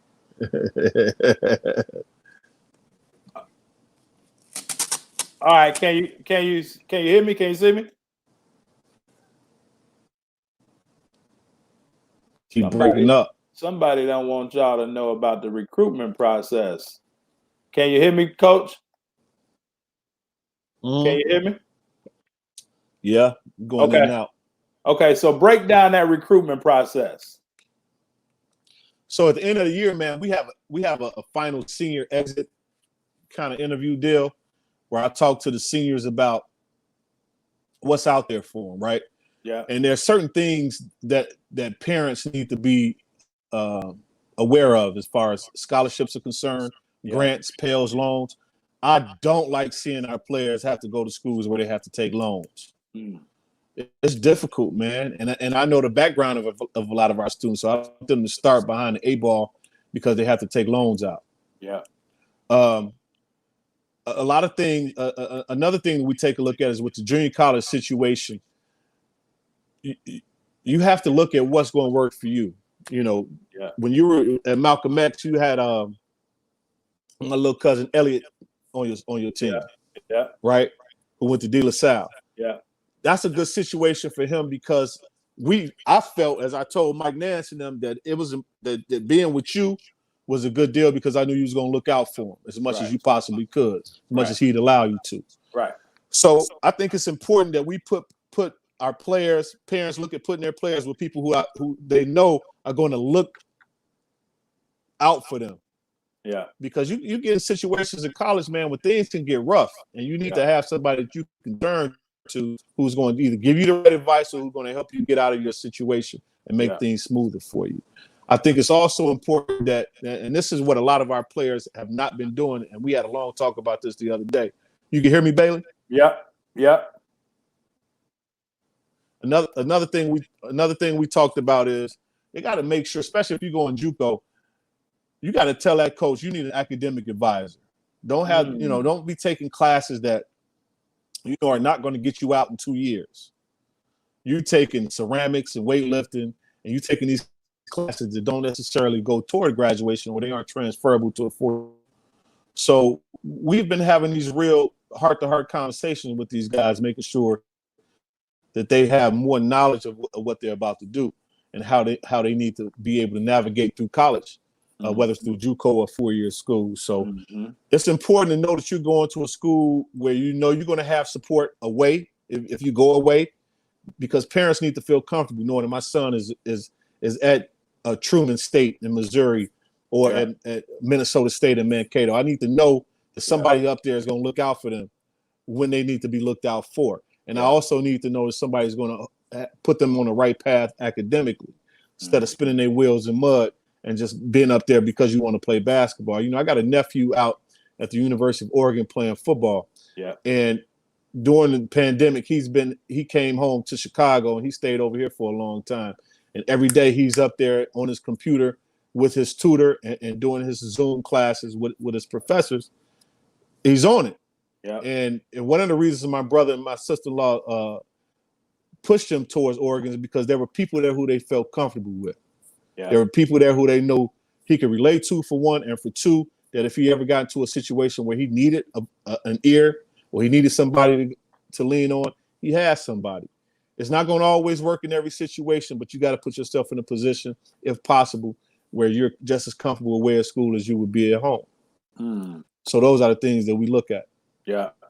So yeah, all in all, being able to find the right fit Yeah. for that particular individual, and not Fit is just important. because Yeah. it says a certain name on the front or Yeah. it's in a Yeah. certain city. But yeah, no, that's big. And the academic advisor, and it's funny that you mentioned that, but like my wife and myself was, talking to my daughter about it a couple of days ago, and was like, you have to be able to let that academic advisor know what your plans are, Yep.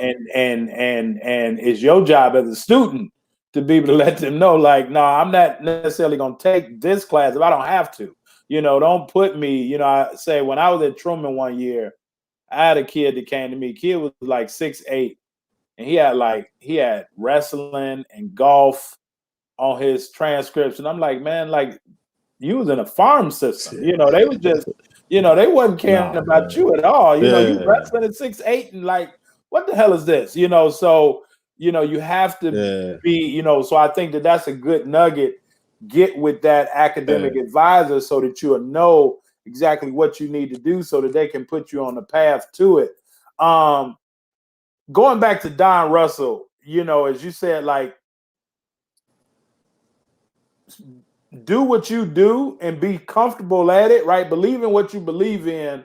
But you also said that Don Russell was one that, you never stop learning. You always have to be a lifelong student, just as an educator yourself, your dad being an educator, how important is that professional development to you? As coaches, how important is it getting professional development? If it's watching videos, buying videos, going to clinics, just getting with people that can pour into you so that you can better pour into those that we serve. Like, how important is that professional development, or how important has it been to you, not only as an educator, but as a coach as well? You got to have a foundation. So your foundation is the thing that you really you take to your heart.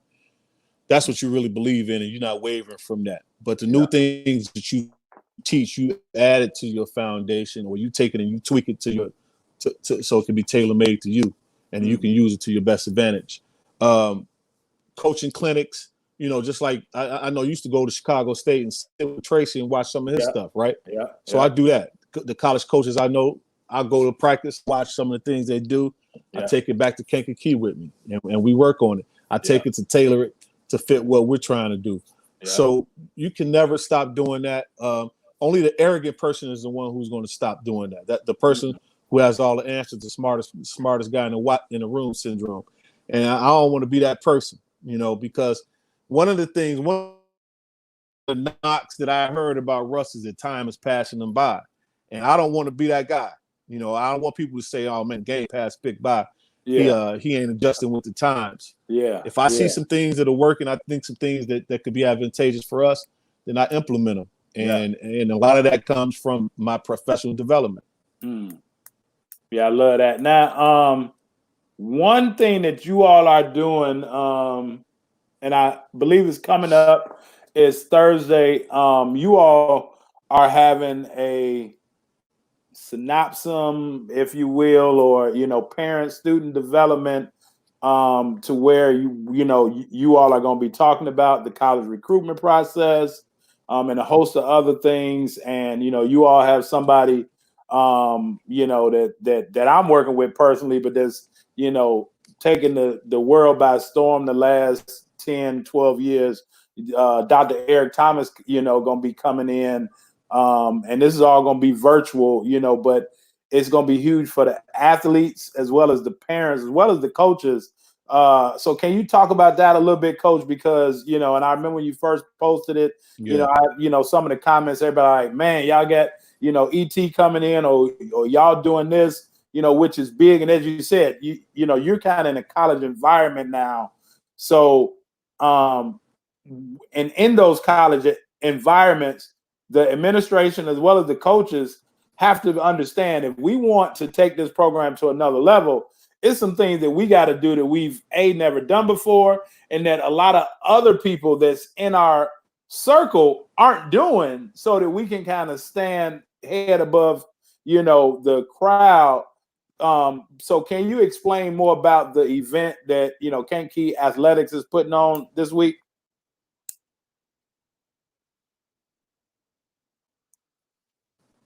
One of the knocks in high school sports throughout the country is that you have a lot of people, a lot of student athletes out here who have ability, athletic skill, but they're lacking that push. Yeah.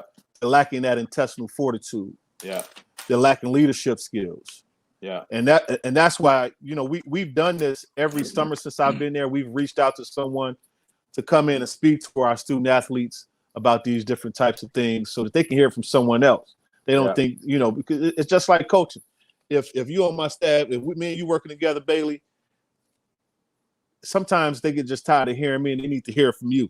Yeah. And that's the approach that we're taking here with ET, is that the things that we've been talking about, now they get to hear from somebody else who's not in Kankakee every day. So you won't just think we feeding you some bull crap. Absolutely. You'll know that this is the way of the world, and this is how people are thinking, and you need to get in tune with the way that you're thinking. Yeah. We want to develop leaders. This is a leadership type deal, and the title of it is leading after the whistle. So leading after the whistle is like, yeah, you can come in here, practice 2 hours a day and be a leader, but then you leave the gym and you're not interacting with your teammates. You're going out in Kankakee or Crete, Chicago, and you're not putting out there in public what you put in here. You're a different person. You're not really being a good leader. Yeah. So it's about being a leader all the way around. And that's what the conference is going to focus on. Again, leading after the whistle. Okay. Yeah, no, and that's big because, after the whistle, once the ball stops bouncing, whatever, it's all the same thing. At some point, this thing is going to come to an end, in terms of playing days. But what are we learning? Even the same way, if I talk about understanding life through the game of basketball, but like once it's over, what would have won? Who would have won? Did the game beat you? Mm-hmm. Or did you beat the game, in terms of using the game to get you to be a better leader, be a better person, pay for college, meet lifelong friends, take you places that you couldn't have gotten yourself, or did you give everything that you had, to this little orange ball, and once it was done, you had nothing but bills and bad memories, so I think that's big. And as you said, just having people come in with a different voice, so not only does it helps them out by hearing a different voice, but it also adds a little credibility to what, like, man, so you telling me that somebody else has come in and told us the exact same thing that this person that we've been around all year been telling us, so now it's okay, Coach Pick cool, because he not getting on us, or he's not just saying things, and now this is the entire athletic department, correct? Yes. Yeah. Okay. Now throughout the entire district, definitely junior high and the high schoolers. Okay. Yeah. See, and that's big because, again, when you talk about community, even if it's just Kankakee High School and they're all involved in this, personal, professional, athletic development conference. But if it's the whole Kankakee School District, junior high and high school, that's just going to infuse within the community, and over time make the community that much better. So exactly. I know that you're proud of it, and proud to have it. But I think it speaks also to your administration. We get back to that. If it's the change the administration when you was at CVS compared to where it went, and then now where you at, but to where you all are always bringing in those individuals, so I think that's big. So that's Thursday. Now you all just do it like once a year, Coach? Yeah, we typically do it in the summertime. During this time when we got everybody's attention. It kind of ties into what we do in the summer as far as our athletic initiative, as far as development in the summer, right? So it's not just athletically, but holistically as a person. So Okay.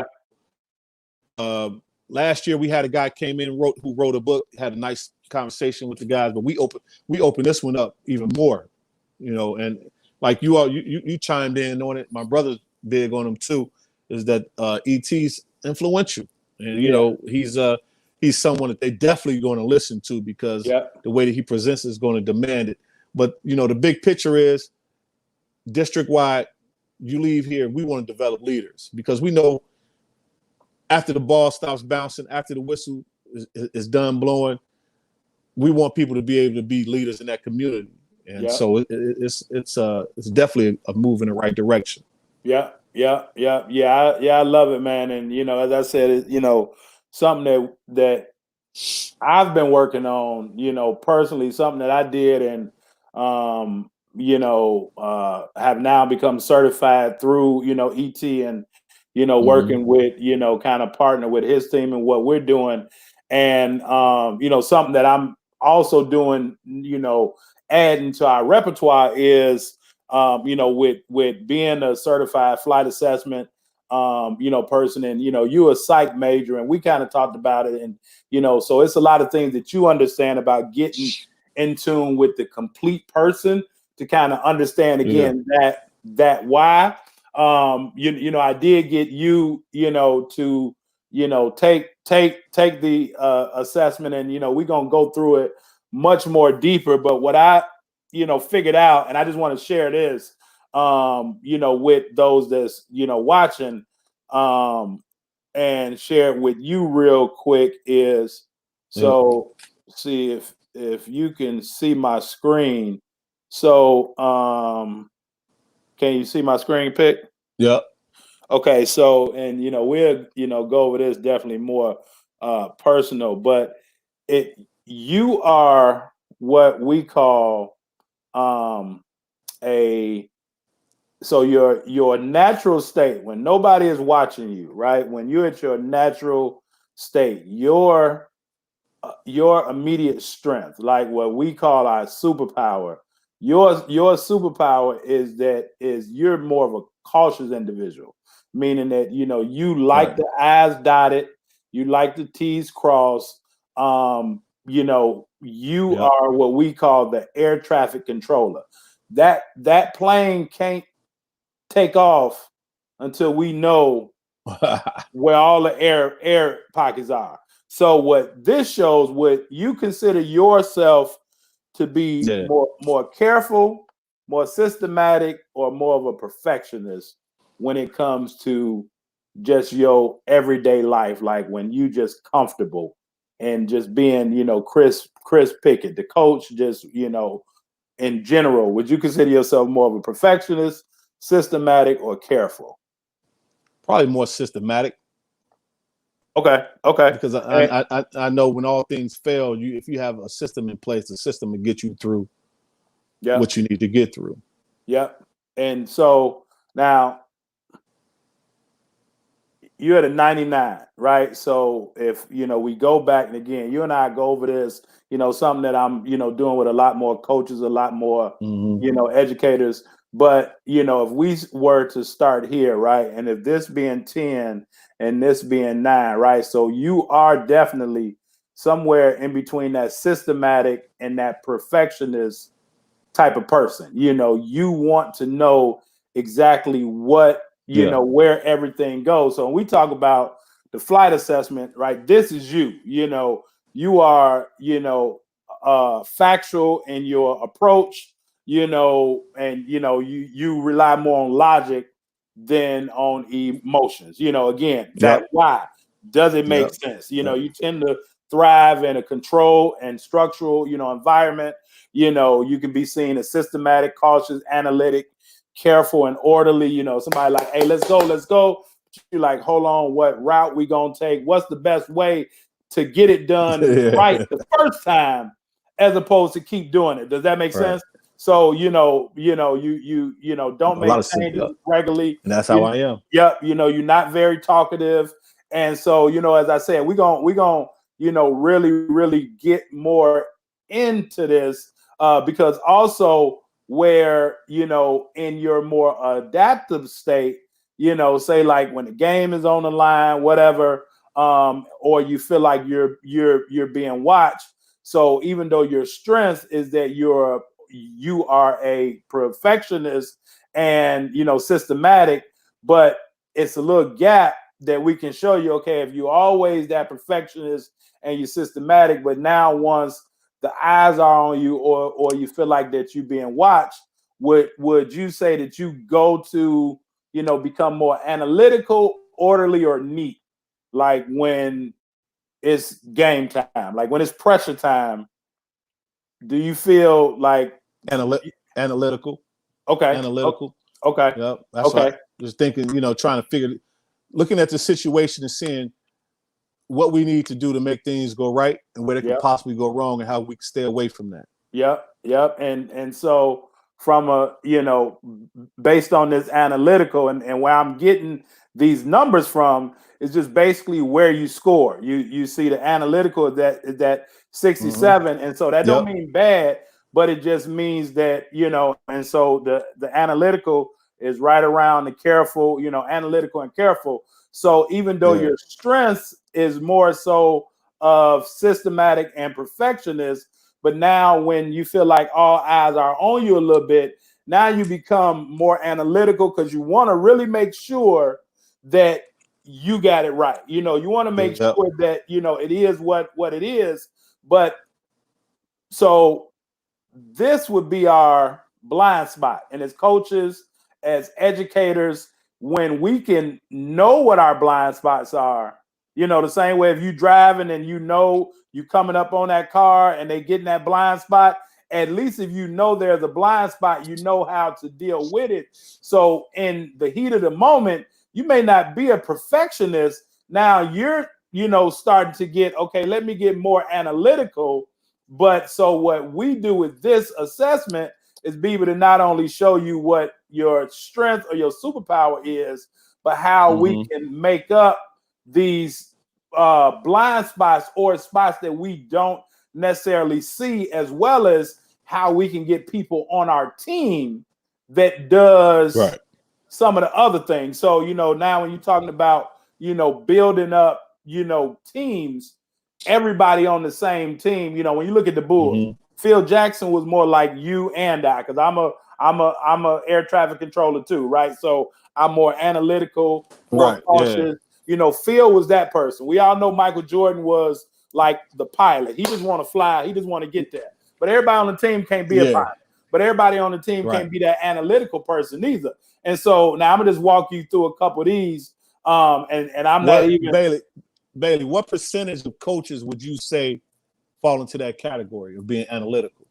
So, and that's a great question. So 28% of the world, coach, 28% of the world, let me see if I can go here. So 28% of the world are air traffic controllers. So you telling me 28% of the world are geniuses then? 28%, right? It's only 28%. So that means that 72% of the world don't have the strength that we have. Does that make sense?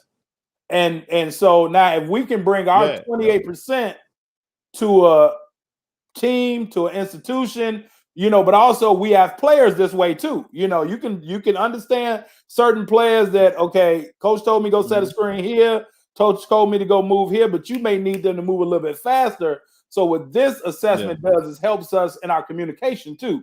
Now we know who we're dealing with. So 28% of the world are air traffic controllers, right? 30% of the world are grounds crews. So grounds crews is that more of that, supportive person that's going to be there. It's not going to really say a lot, but they know a lot, but they're going to be there to support whatever you need to be done, whatever needs to be done. Because when we think of the grounds crew is putting the bags on the plane. They moving the plane out. They pulling the plane in. But if you don't know they exist, you really don't know. But nothing really happens unless it's them. And then we got the Yeah. flight attendant.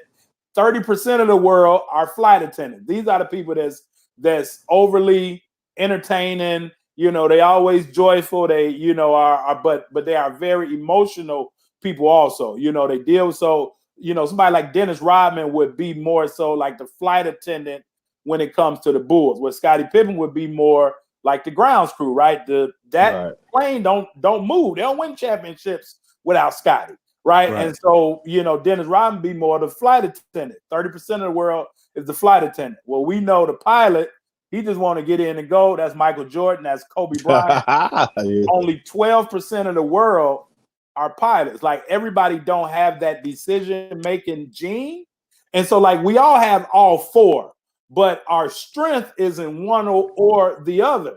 So if you got that person, right, talking about Gerald was that pilot, right? Like this is what we need to do. We need to beat this team and like, let's just go and do it. And if y'all not doing what you're supposed to do, I have no problem with getting in your face telling you, because you should be already like me. But if he don't understand that everybody don't speak his language, now he talking in a foreign language because they just don't understand it. Does that make sense? So what this does is it, again, we'll really break this down. But this really tells us who we are and who we're dealing with. See, I took mine over too. But it says, so just some ideas for you in terms of some of your strengths, right? Yeah. Is you tell me if this is right or wrong. Because for that 22-page assessment, or for the 15 questions, it breaks down 22 pages of who we are, like from head to toe. So, like it said, that some of your strengths are you tactful in explaining ideas that may, impact others on the team. You are especially careful that there are no loose ends on the project or the process that may be overlooked by others. Is that kind of right? Yeah, I mean, most teachers will fall into that, or most people who tend to be in a profession where they have to analyze things, look at things logically. I mean, it makes sense. It makes a lot of sense. Yeah, and so we would think that, but then so now this is where individuals go wrong at, is because we would think that some educators or most educators should have that. But then when we look at the ones that may not be as successful, or those that's having issues, right? Well, they may be in a position that's not allowing for them to express their natural gift, right? So one of the reasons why, and after looking at your, assessment, and again, once we break it down, you really gonna understand it. But it, like, your strength and why you've been so successful is because your job and your coaching career allows you to be in your natural habitat, if that makes sense, to where you can analyze things, you can put them in place, and now you can analyze people, now you can put them in a place, the people and the things into a place to where they can be successful. But if you were, let's say, now teaching, but if you was more of that iron fist teacher, right? As you said, that you didn't want to be that person, right? With the Achievement Academy, you had to switch it up. Well, now you got to talk in the language of the person that you're dealing with. So now it makes it easier for you. What happens is, a lot of us as grown-ups, has helped me understand my daughters better, understand my wife better, just understand me better, like things that I need to do to stay motivated, some of my strengths, how to enhance my strengths. Because now when I come into a place, again, if you and I are the same, it don't mean that we can't both be on the same staff or be on the same team, but we got to have people that complement us too. Because if we just, everything got to be analytical and perfectionist, we ain't gonna get nothing done. We're gonna be stuck on a practice plan. You know what I'm saying? And it's time to practice. It's like, well, come on, coach. So we got to have those people like, okay, practice is now. You know, you got to have those people that's supportive. You got to have those people that are influential in the lives of others in terms of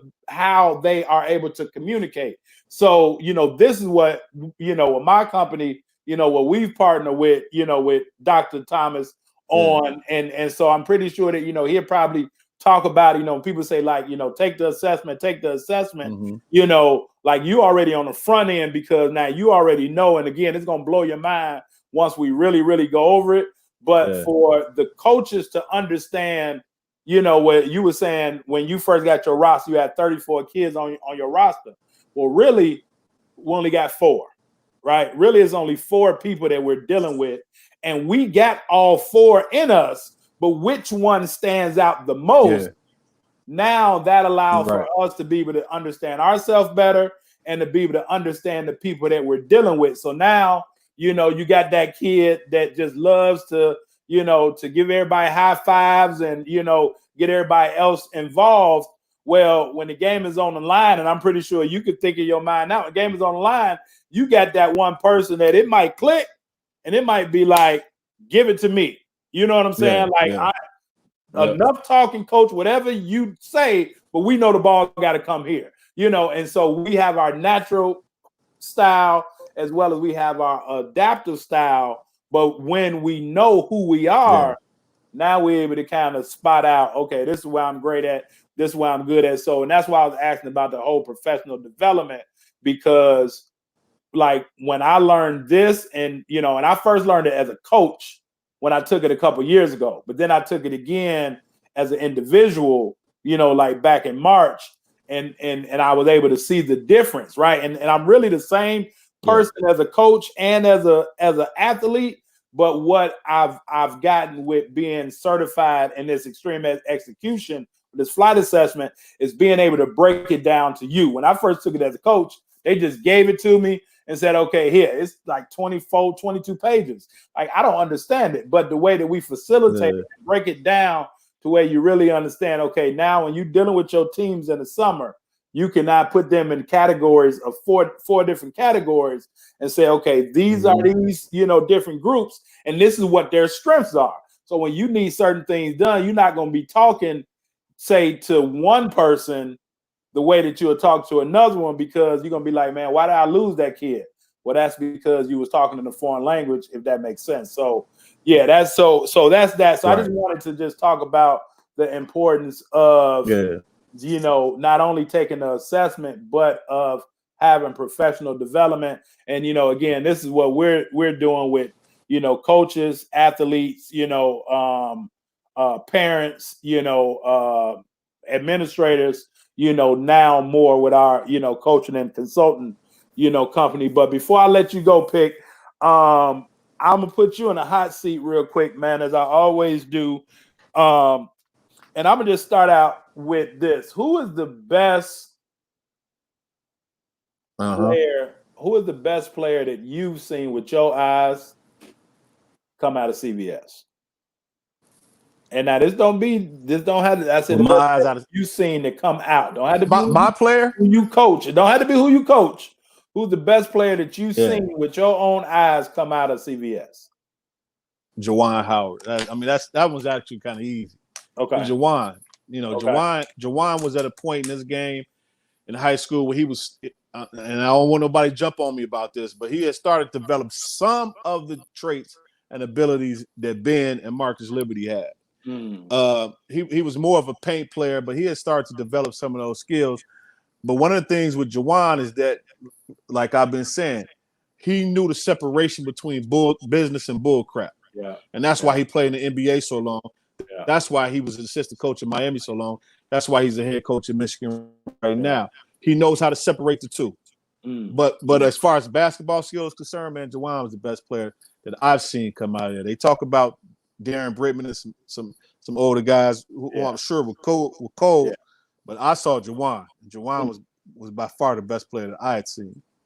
And probably coming out of high school, man, he probably had one of the smoothest and most efficient jump hooks that was out there, you know. And I know that ain't come easy, but it was like once he polished that jump hook, it was a whole different player, because now he was able to shoot that jump hook in mid range. You know what I'm saying? He was able to hit that mid range jump hook that I had never really seen before.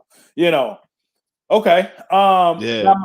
And he had developed a little mid range jumper too, the little elbow short corner jumper. He started developing that. Yep. Now, what would you say your best basketball moment is, Coach? As a player or a coach? Best basketball As a moment. coach, man, we've had a few.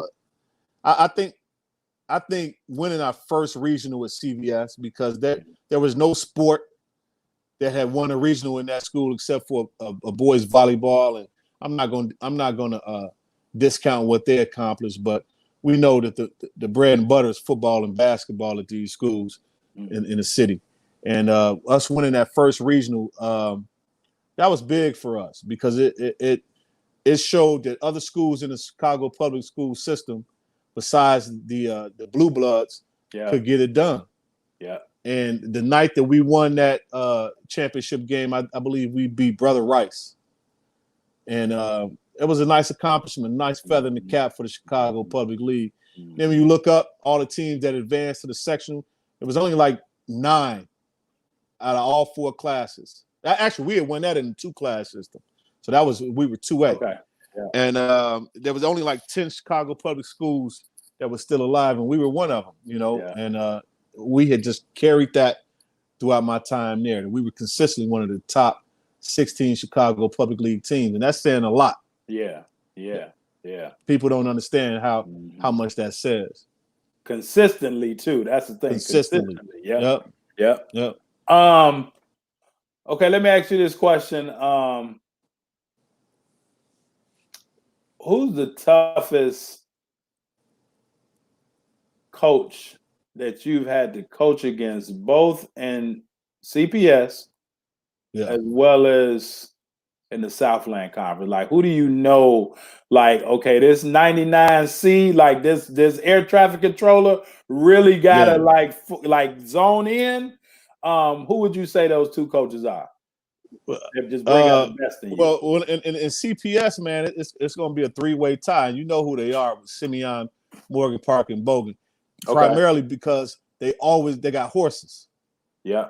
They got horses. You're not going to go. They're going to always have 5 players on the floor who can play.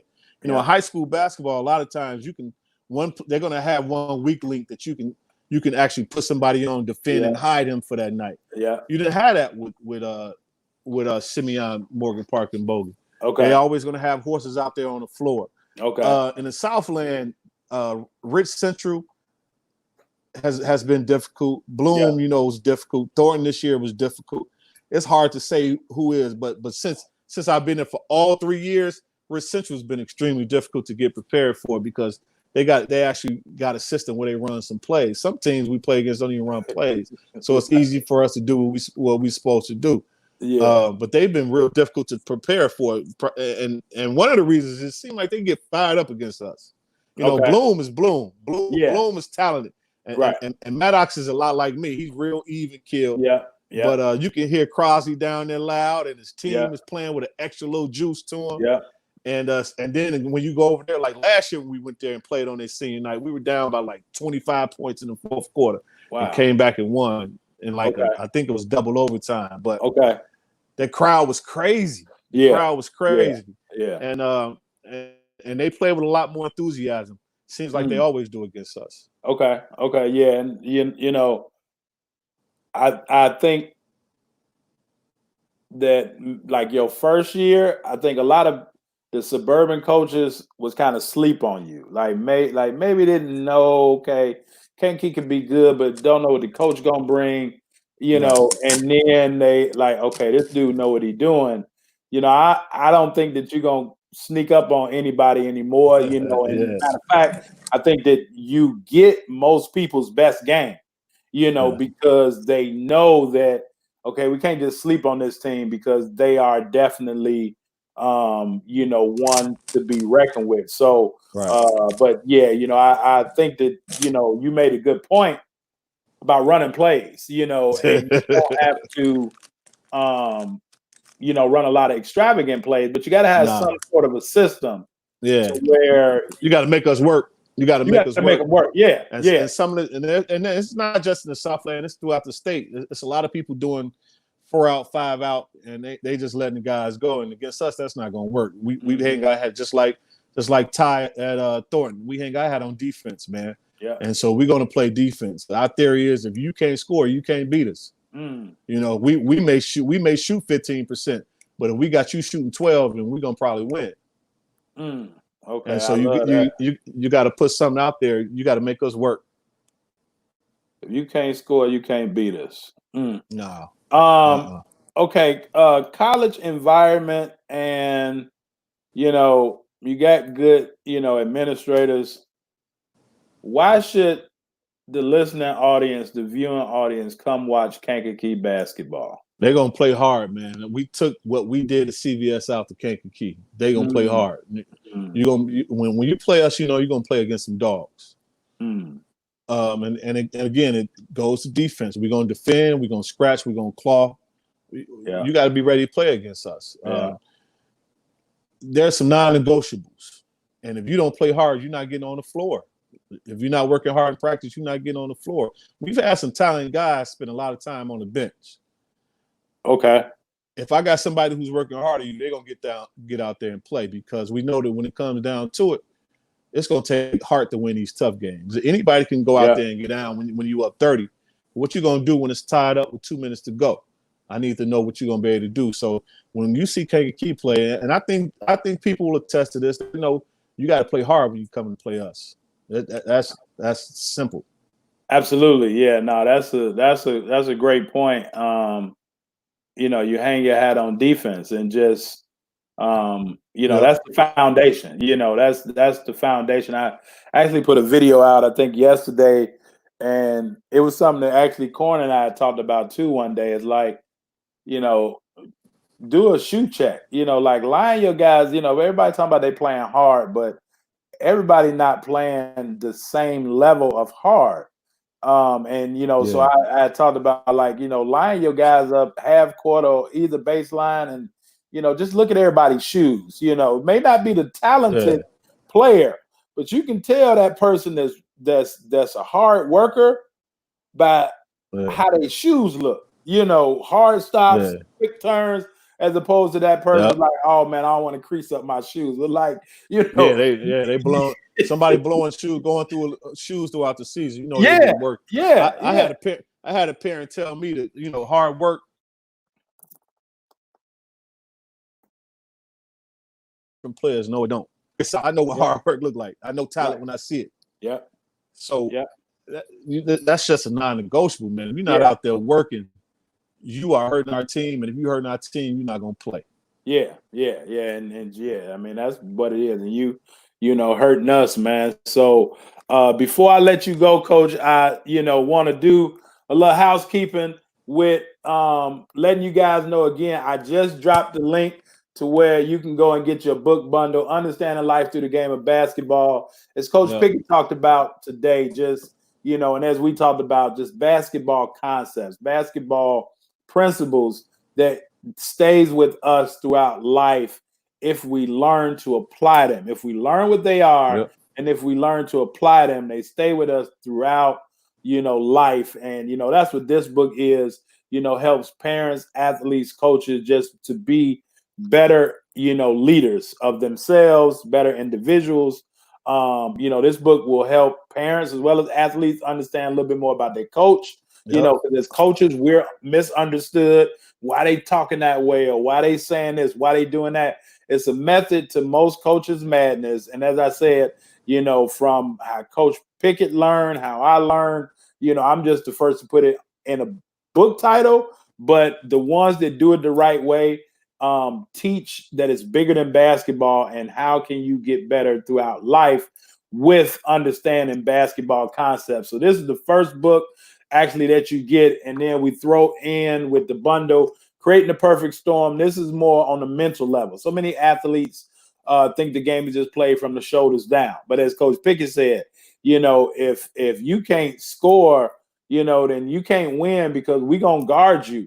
but that takes a certain mindset. And unless you have a coach that can, put it into you every day, all day, it takes a certain level of athlete to not only understand their superpower, but to have in their head things that they can do to manufacture a certain mental pace and a certain mental place that they're at. If they have to go into meditation, if they have to go into visualization, if they have to do a few different other things to combine their performance, their experience, as well as their development, and be able to say, okay, I've been here before. So now, as Coach Pickett said, when they get put into that situation as a junior and senior, if they can already create that perfect storm in their head based off what they've experienced freshman and sophomore year, now they're not going to be shocked. Now it's not going to be that deficit when they get there, because they'll be able to say, I've already been in this moment, and now I can lock my mind back into that moment to carry me through. And so that's what this book talks about. So you get both books in a bundle, as well as we throw in a couple seasons of this show, which, as if you learn tonight, you'll definitely learn from each and every show that we did. So I got, the link there, bit.ly/B2BSD performance. You can pick up your book bundle, get both books, as well as the first couple seasons of the show. Any coach or educator that's interested in taking, the flight assessment is going to help with, just how you, look at behaviors, what your strengths are, how you can bring your strengths to not only your team, but to your family, to your environment, to your work environment, whatever home environment. Contact me. I can give you, a little bit more information on that as well. And definitely go check out Coach Pickett with CVS. With Kankakee. With Kankakee, again, when you think of CVS, you think about Coach Pickett and the tremendous things that he's done. But now he's at Kankakee, his third year, doing tremendous things at Kankakee High School. And we just want to thank Coach Pickett for his time jumping on and educating us on what he knows about not only academics, but also about athletics, and just creating the right systems, creating the right strategies, and creating the right platforms. And all of that is just through student development. So we thank Coach Pick for hopping on. We thank you for joining us. And in closing, as we always say, keep striving for the top, because it is crowded as hell at the bottom. So until next time, you guys be careful, you guys be smooth, and we'll see you on the other side. Go catch Coach Pickett in Kankakee High School. They're doing great things out there in Kankakee. All right, Coach Pickett, we appreciate you. We appreciate you guys watching. And until next time, we'll see you on the flip side. Peace.